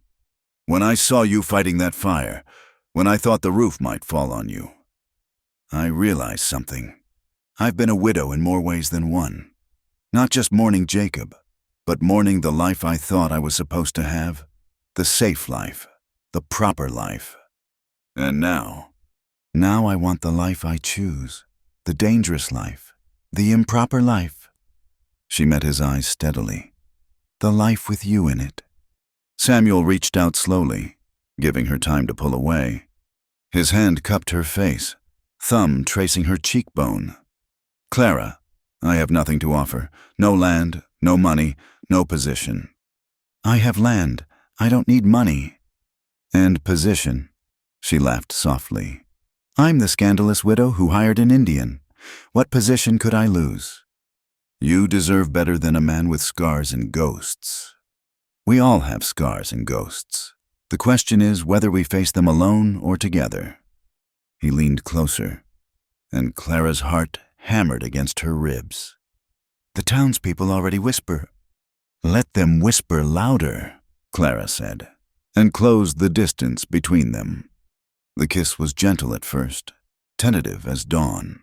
Then Clara made a soft sound and Samuel's control cracked.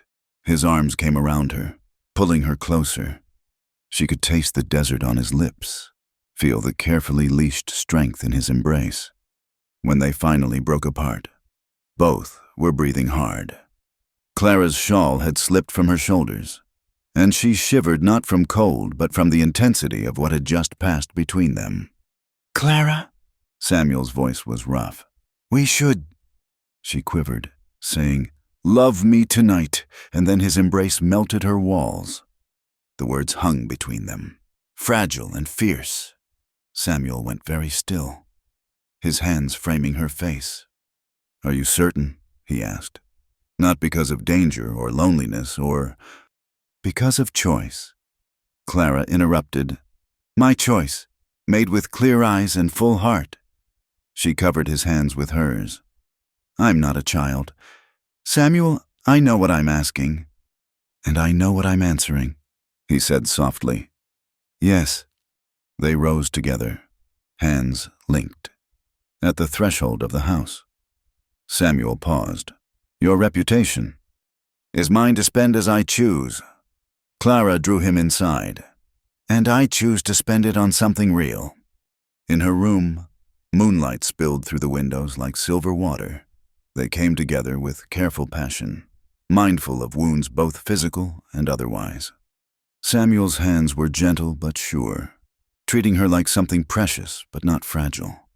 Clara responded with her own fierce tenderness, mapping the geography of scars across his skin, replacing old pain with new sensation. They spoke without words, the language of touch and breath, of held gazes and soft gasps. Two people choosing each other despite the world's objections, finding sanctuary in shared warmth. Afterward, they lay entwined. Clara's head on Samuel's chest, listening to his heartbeat, his fingers combed through her unbound hair, the gesture soothing and intimate. "No regrets?" he asked quietly. "None. You—" "Only that it took so long to find you." Clara lifted her head to look at him. "We found each other. That's what matters." "The morning will come," he said, "a warning and a promise." "Let it come. We'll face it together." They talked through the remaining night hours, not of passion, but of dreams. Samuel spoke of his vision for bringing different peoples together, of healing the wounds Carnegie and his kind had carved into the land. Clara shared her hopes for the ranch, for a place where anyone could find welcome and honest work. "Jacob would have liked you," she said at one point. "He believed in justice, even if he was too gentle to fight for it. He fought in his way. That journal proves it. But you fight in yours, and that's what we need now." As the first pale light touched the eastern mountains, they rose and dressed. There was no awkwardness between them now, just a quiet understanding that something fundamental had shifted. "This doesn't have to change anything else," Samuel said as he buckled on his gun belt. "I can still sleep in the barn if—" "Like hell," Clara said firmly, then smiled at his surprised expression. "We're past pretending, don't you think?" He crossed to her, kissed her with promise rather than passion. "Then we move forward together." "Together," she agreed. They emerged to find Tom Olson already at work, feeding the horses. The boy took one look at them and turned bright red, suddenly fascinated by the grain bucket. "Morning, Tom," Clara said calmly. "Early start today." "Yes, ma'am. Pa said, that is, Ma thought—" He fumbled to a stop. Samuel rescued him. "That mare's favoring her left front again. Want to help me check it?" Grateful for the distraction, Tom nodded eagerly. As they headed to the corral, Clara heard him whisper urgently to Samuel, though she couldn't make out the words. Samuel's low chuckle in response made her smile. The day brought unexpected challenges. A rider arrived just after breakfast, one of Carnegie's men, but not the usual bully boys. This one wore city clothes and carried himself like a lawyer. "Mrs. Edison," he said, tipping his hat. "I'm Alexander Hamilton. Mr. Carnegie's new legal representative. I have a proposition that might interest you." Clara and Samuel exchanged glances. "Speak your piece, Mr. Hamilton." Mr. Carnegie regrets the recent unpleasantness. He's prepared to make a generous offer. The lawyer produced a document. Full payment of your late husband's debt, plus a bonus for relocation expenses. All you need to do is sign over the ranch and water rights. No, Clara said flatly. Hamilton's smile never wavered. Perhaps you should hear the full offer? 50% above market value. Enough to start fresh anywhere California. Perhaps, or Oregon. Somewhere without so much conflict. The answer is still no. I see. Hamilton tucked the document away. Mr. Carnegie also wanted me to convey that this offer has an expiration date. After tomorrow, he'll be forced to pursue other remedies. Threats, you mean? Samuel said quietly. Hamilton's eyes flicked to him dismissively. I don't believe I was addressing you. You're addressing both of us, Clara said firmly. Mr. Crowfoot speaks with my full authority. How? Modern. The lawyer's tone made it an insult. Very well, but consider this, mister. Carnegie has resources you can't imagine. Political connections, legal maneuvers, methods both subtle and direct. Why make an enemy when you could have a generous friend? Because some things aren't for sale, Clara replied. Good day, Mr. Hamilton. The lawyer left, but his presence lingered like a bad smell. They'd just declared war on Carnegie's money, and money usually won. He'll come at us sideways now, Samuel predicted. The fire was blunt. This will be sharp. He was proven right within hours. Deputy Washington arrived at a gallop, her face grim. The judge reversed himself. She announced, Says he needs more time to review the evidence. Won't hear the case this session.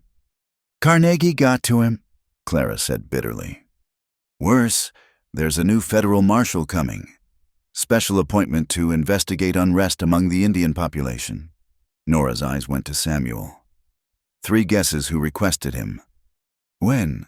Samuel asked. Tomorrow, maybe the day after. And Clara, Nora hesitated. There are new warrants. For Samuel. For inciting violence. For you. For harboring a fugitive.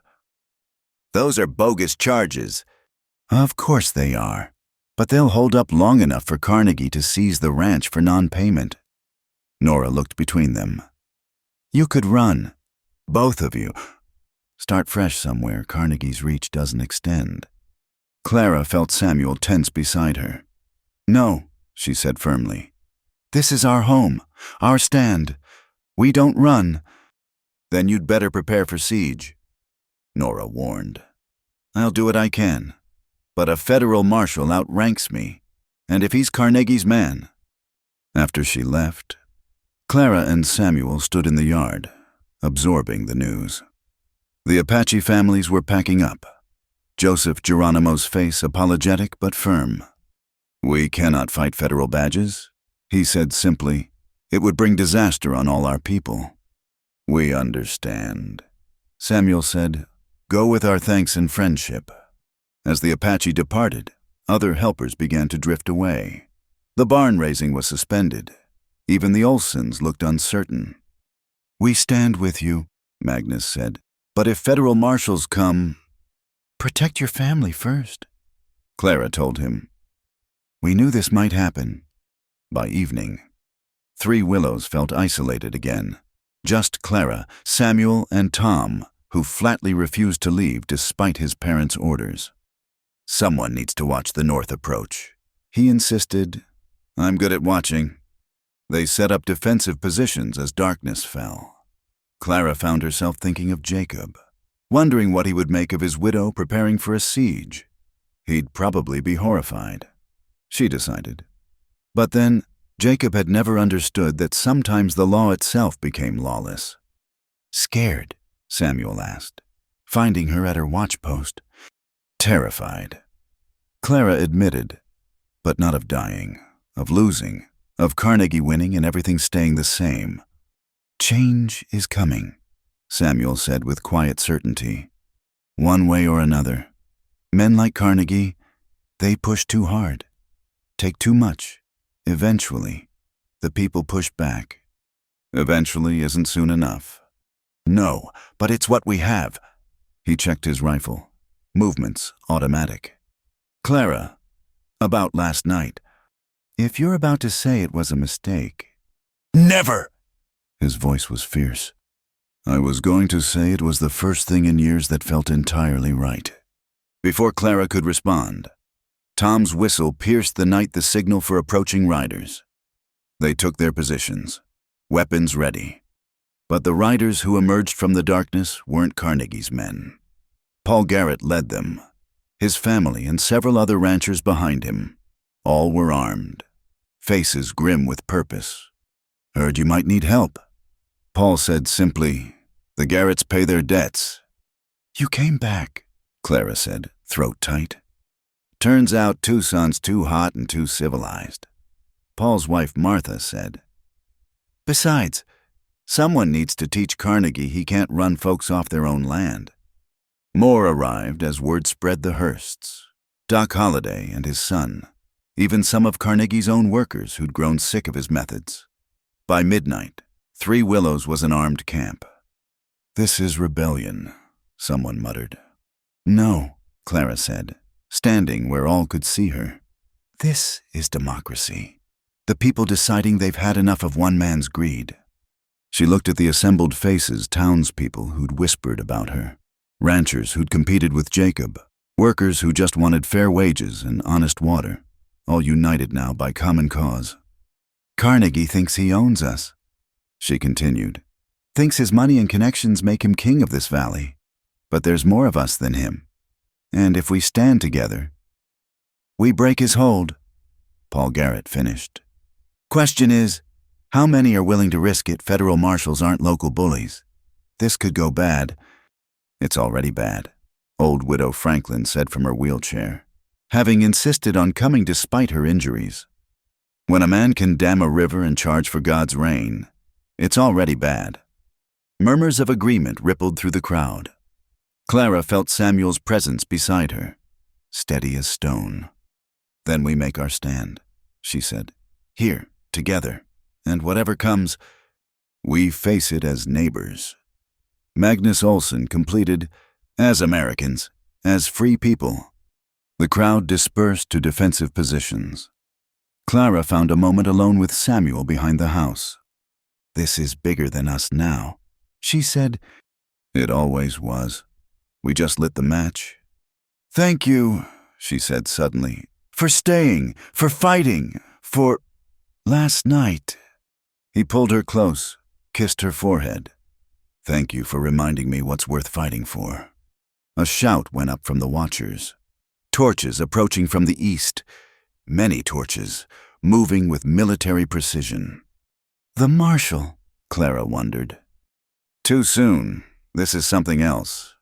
As the torches drew closer, they could make out the riders. Hutchins led them, but these weren't his usual thugs. These men rode in formation, wore matched dusters, carried their weapons with professional ease. Pinkertons, Samuel said grimly. Carnegie's bringing in the big guns. The riders stopped just outside rifle range. Hutchins rode forward alone, carrying a white flag. 1 hour, he called. You've got 1 hour to disperse after that. We come in shooting Carnegie's orders. Tell Carnegie he can go to hell, someone shouted back. Hutchins grinned. 1 hour anyone stays after that is fair game.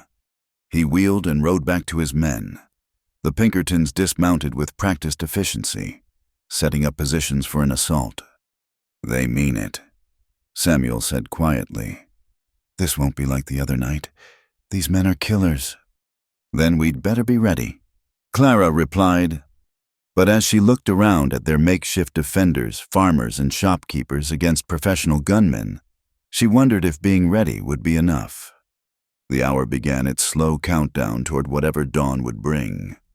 The hour passed like a held breath. Clara stood at the main barricade, watching the Pinkertons' torches flickering in the darkness. Beside her, Samuel checked ammunition one more time, his movements calm and methodical. They're professionals, Paul Garrett said quietly. They won't come straight in. They'll probe for weaknesses first. As if in response to his words, several torches began moving, spreading out to encircle 3 willows. The siege was beginning. "Hold fire until you have clear targets," Samuel called out. "Don't waste ammunition on shadows." The first probe came from the East Riders sweeping in fast, firing into the air, trying to draw return fire and reveal positions. The defenders held their discipline, staying low and silent. Then Deputy Washington's voice rang out from the darkness. "Federal Marshal, everyone stand down, I'm coming in." "That's not Nora," Clara said immediately. "She wouldn't—" A figure emerged into the torchlight. Nora, but with her hands bound and a gun to her head. Behind her walked a man wearing a Federal Marshal's badge, using her as a shield. Mrs. Edison, the Marshal called. "I'm Marshal William Quantrill. Here on federal authority, you're harboring fugitives and inciting rebellion. Surrender now, and some of you might avoid hanging." "Let Deputy Washington go," Clara shouted back. "She's got nothing to do with this." "She's been aiding and abetting, but I'm feeling generous. Send out the Indian and I'll let her walk." Clara felt Samuel tense beside her. "No," she said firmly. "Clara?" I said no. We don't trade lives. "Brave words," Quantrill called. "Let's see how brave you are when—" His words were cut off by a rifle shot. Not from the ranch, but from the darkness beyond. The Marshal's hat flew off his head, and he dove for cover, dragging Nora with him. "What the hell?" someone started. More shots came from outside the Pinkerton lines. Suddenly, the besiegers were scrambling for cover, caught between 2 forces. "The Apache," Samuel breathed. "They came back." Joseph Geronimo's voice carried on the night wind. "Federal badges mean nothing when they serve injustice." The neat Pinkerton formation dissolved into chaos. In the confusion, Nora twisted free from Quantrill and ran for the ranch. Tom Olson and another defender provided covering fire, and she dove over the barricade. "Nice friends you have," she gasped to Samuel. "The best kind, the ones who come back." The Pinkertons regrouped quickly, but now they faced a different tactical situation. The Apache knew this terrain, could move through it like ghosts. Every shadow might hide a warrior. "Carnegie won't like this," Paul Garrett observed with satisfaction. "Apache uprising makes federal news, brings scrutiny he can't buy off." The standoff stretched through the night. Occasional shots were exchanged, but neither side pressed a full assault. As dawn approached, Clara could see the Pinkertons pulling back, consolidating their positions. "They're waiting for reinforcements," Samuel said. "This isn't over." But as the sun rose, it illuminated an unexpected sight. Riding down from the north came a column of actual federal troops, cavalry in neat formation, guidons fluttering. "Now what?" Clara muttered. The troops rode straight through the Pinkerton lines, ignoring Quantrill's attempts to stop them. Their commander, a gray-bearded colonel, dismounted in the open ground between the forces. "I'm Colonel John Pershing, 5th Cavalry," he announced in a parade ground voice. "I'm here on orders from the territorial governor to investigate reports of water rights violations and civil disorder." Carnegie himself appeared, having apparently arrived with the Pinkertons. "Colonel, these people are in rebellion against lawful authority." "Mr. Carnegie." Pershing cut him off. "I have a telegram here from the governor. Seems he received some interesting documents about illegal dam construction and water theft. Documents that Deputy Washington here managed to get through despite considerable interference." Clara felt a spark of hope. The evidence had reached the capital after all. "Furthermore," Pershing continued, "Marshal Quantrill, your appointment seems to have been irregular. The Attorney General is very interested in how you obtained that badge." "This is ridiculous," Carnegie exploded. "I have rights." "So do these people. Pershing said coldly. Now, everyone will stand down while we sort this out properly. Any man fires a weapon without my order, he'll answer to the United States Army. The Pinkertons looked uncertain. They were tough, but not tough enough to take on cavalry. Slowly, weapons were lowered. Mrs. Edison, Pershing addressed Clara. I'll need to speak with you and Mr. Crowfoot about these allegations. It's not just allegations, Clara said, finding her voice. We have proof, documents, witnesses. Save it for the hearing, ma'am. We'll do this properly. He turned to Carnegie. You'll have your chance to respond, but in the meantime, that dam comes down. Water flows freely until a court decides otherwise. You can't, Carnegie started. I can and I will. Sergeant, take a detail to this Dead Man Narrows. Any structure impeding water flow is to be demolished immediately. Yes, sir. Carnegie's face went purple. I'll have your commission. I have friends in Washington. So do I, Pershing said mildly. Difference is, mine wear uniforms instead of price tags. The sun climbed higher, revealing the full scope of the night's events. The Apache had melted away with dawn, but their intervention had changed everything. The Pinkertons, deprived of legal cover and facing the army, began to drift off. This isn't over, Hutchins snarled as he passed the barricades. Carnegie's got more than one card to play. Let him play them, Samuel replied. We'll still be here. By mid-morning, the crisis had passed for now. Colonel Pershing set up a temporary headquarters in town, his troops ensuring order. The sound of explosions from Dead Man Narrows announced the dam's destruction. Clara stood with Samuel on their porch, watching water begin to flow again in the creek bed. It was just a trickle at first, but it would grow. We did it, she said wonderingly. We started it. Samuel corrected. The real fight's in the courts now. Carnegie won't give up easy. No, but he's lost the initiative. People have seen he can be beaten. They were interrupted by Tom Olson running up, eyes bright with excitement. Mrs. Edison Samuel, you have to see this. He led them to town, where an extraordinary scene was unfolding. The townspeople had gathered in the square, and Reverend Luther was being escorted from his church by soldiers.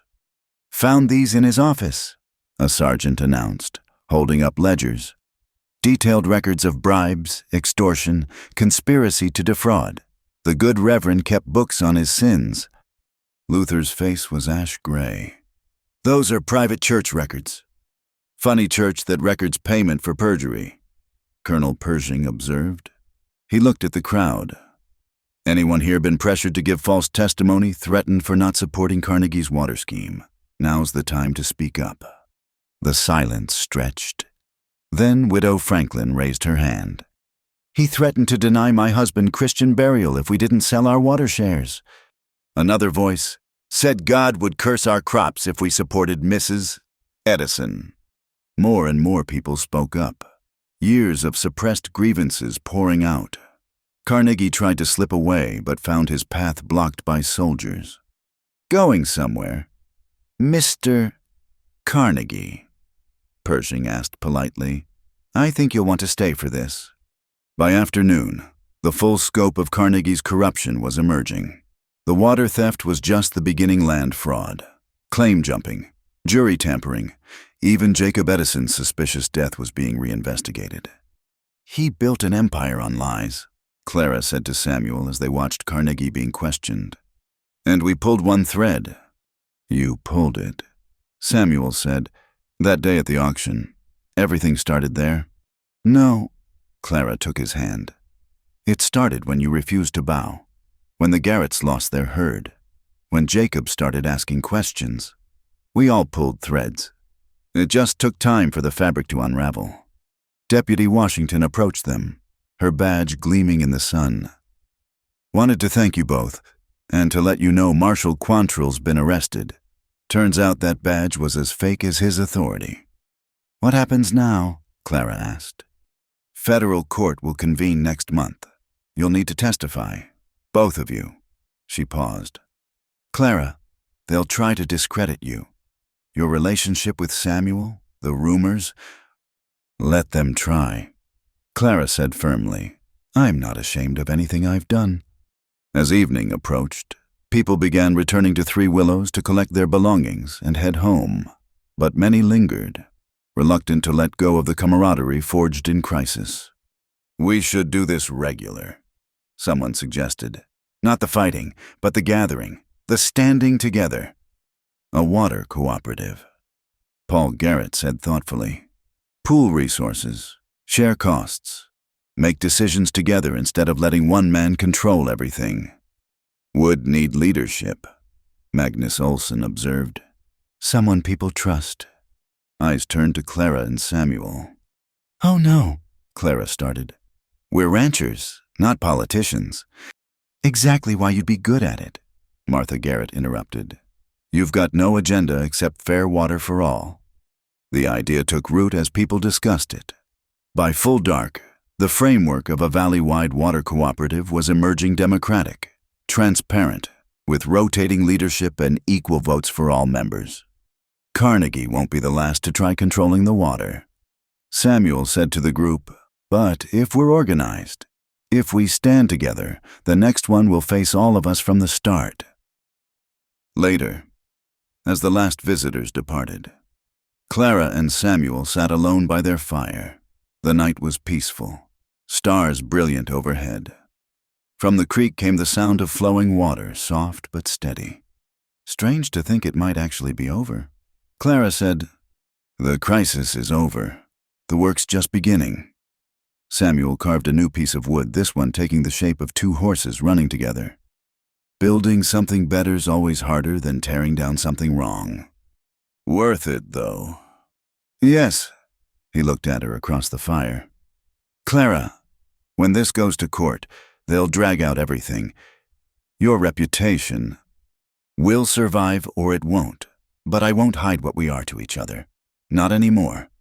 Samuel smiled, that rare, full smile that transformed his usually serious face. Then we faced that together too.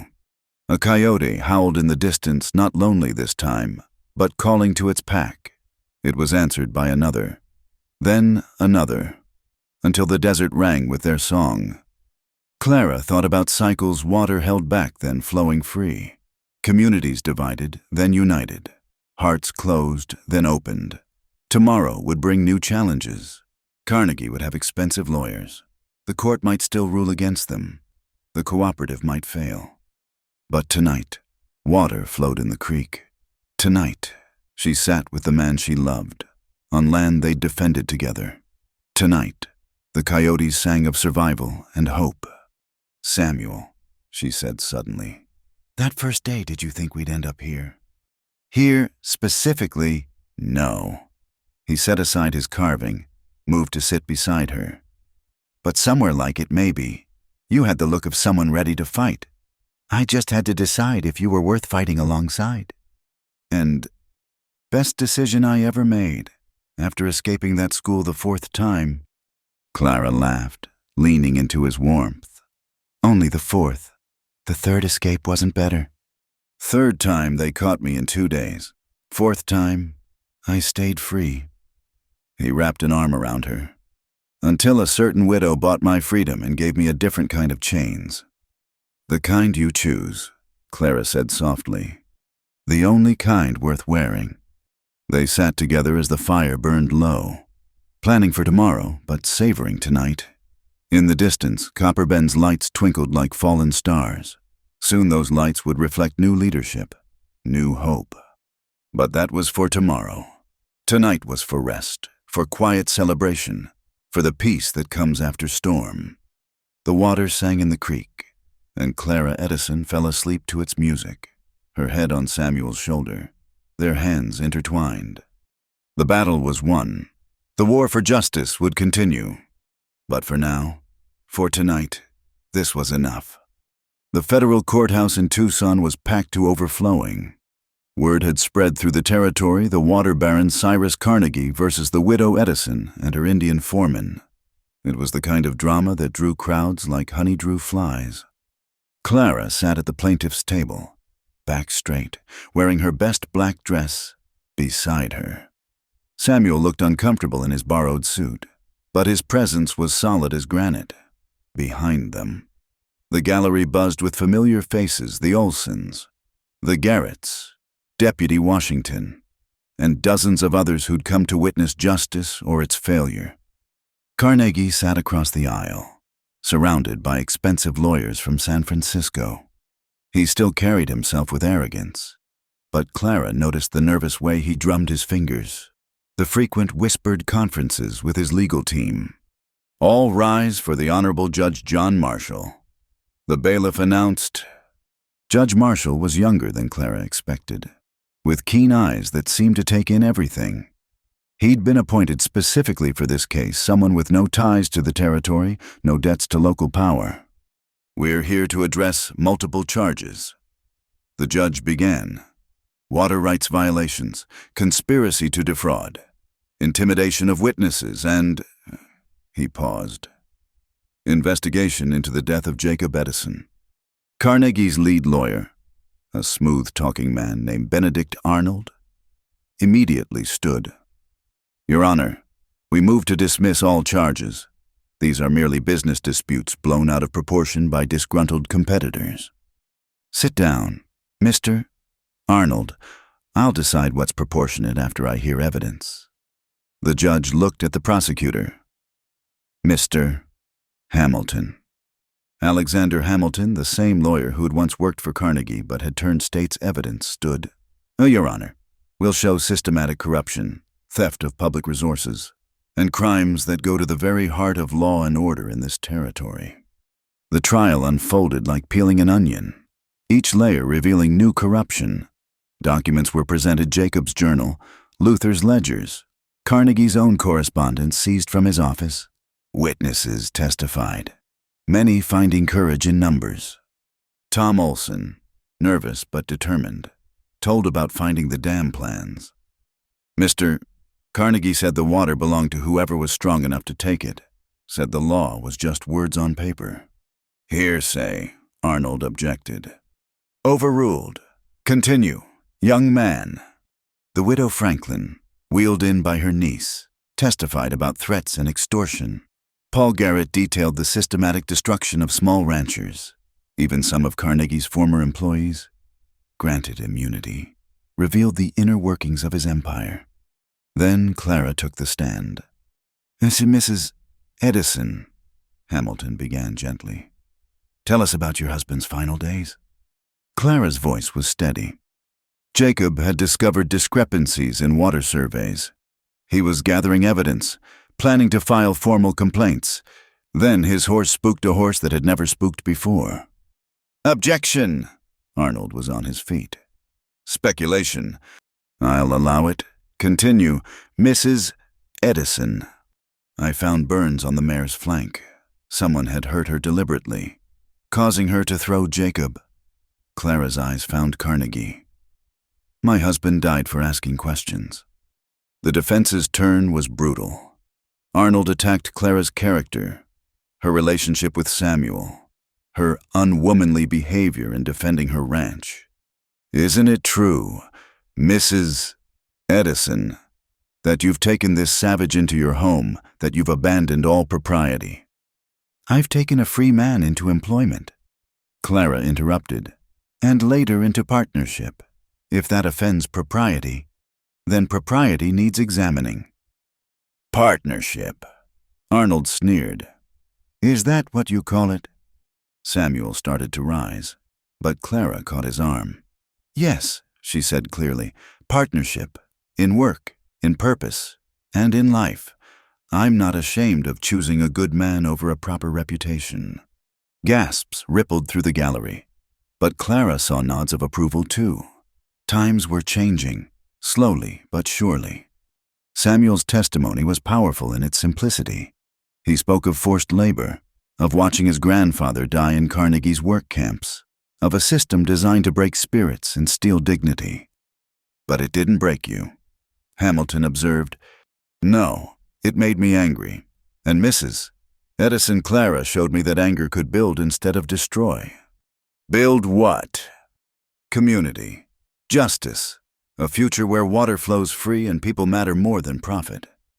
Carnegie himself finally took the stand, confident he could talk his way out as he always had. But Hamilton had done his homework. Mr. Carnegie, is this your signature on orders to divert the river?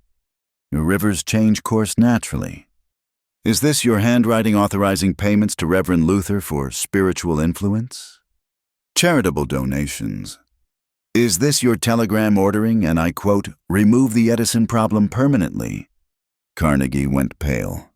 That's taken out of context. Then, provide the context. Sir, what problem needed permanent removal? The questioning went on relentlessly.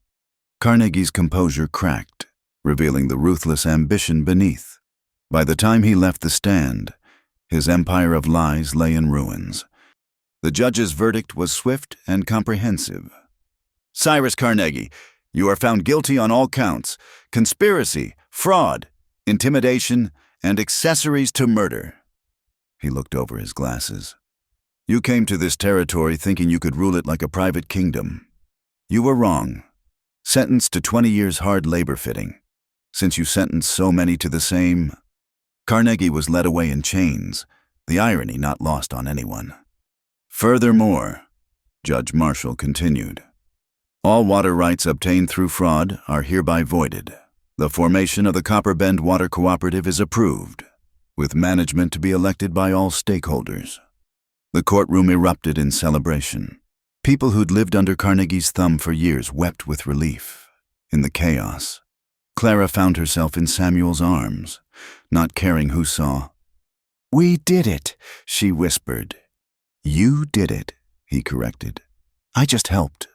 Outside the courthouse, in the blazing Arizona sun, impromptu festivities began. But Clara and Samuel slipped away, finding a quiet spot in the courthouse garden. What now? Samuel asked. The ranch needs work. The cooperative needs organizing. The ranch needs partners. Clara said, full partners, equal in everything. Samuel studied her face. In business. In everything, Clara repeated. Samuel Crowfoot, will you marry me? He blinked, then laughed a rich, full sound. Shouldn't I be asking you? You could, but I'm tired of waiting for propriety. She took his hands. We've faced mobs and floods and federal marshals together. I think we can handle marriage. When you put it that way. He pulled her close. Yes, yes to partnership.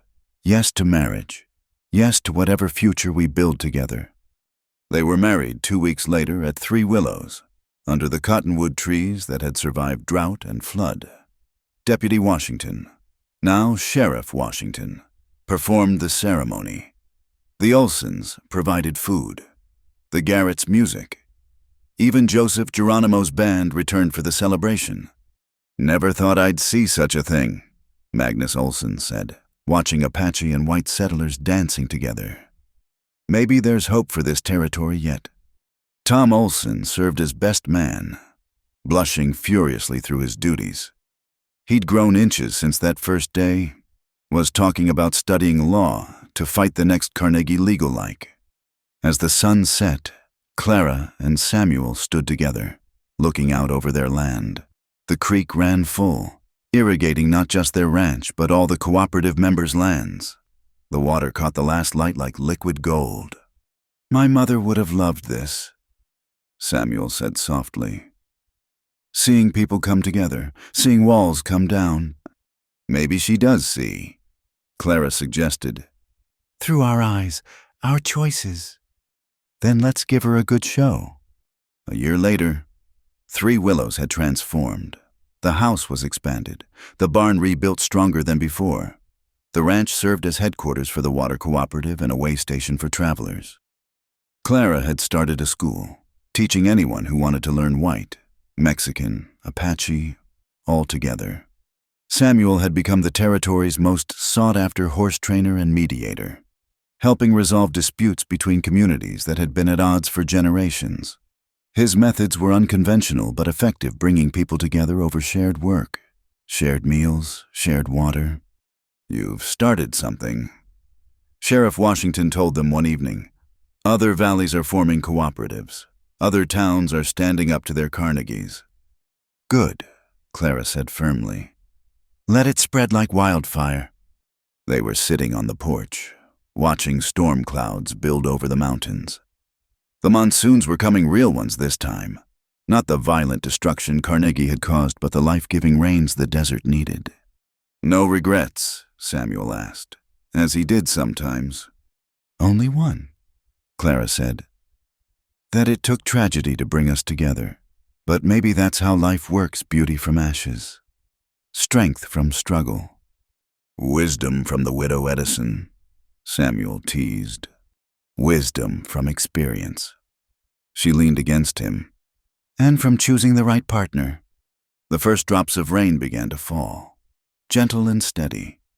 The desert seemed to sigh with relief, drinking deep after long thirst.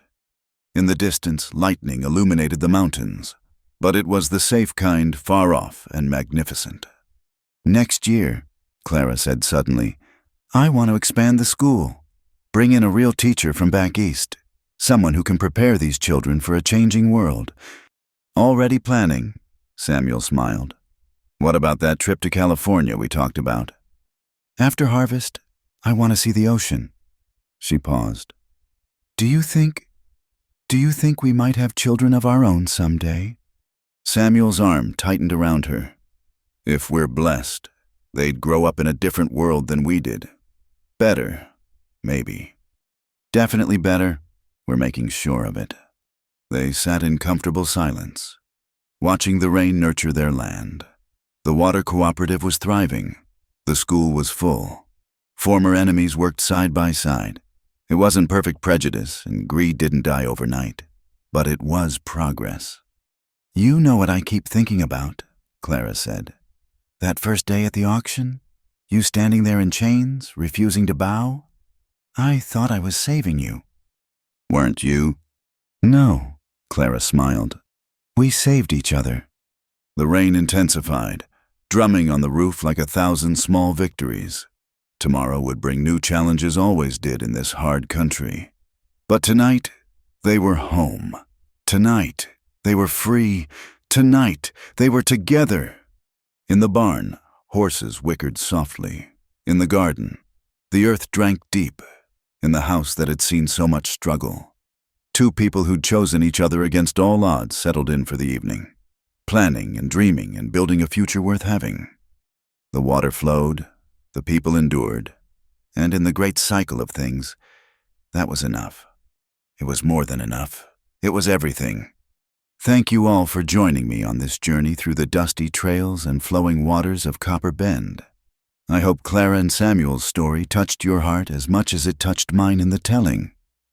Where are you listening to this story right now? Whether you're driving through your own desert, sitting by your own creek, or dreaming of wide-open spaces from a city apartment, I'd love to hear from you in the comments below. Share your thoughts. Tell me where this tale found you, and let's build our own community of story lovers. If you enjoyed this adventure, please subscribe to Wild West Stories 1850. Hit that like button, and don't forget to press the hype button to help more people discover these tales of courage, love, and justice in the American frontier. Until next time, partners, keep your powder dry and your hearts open. Happy trails.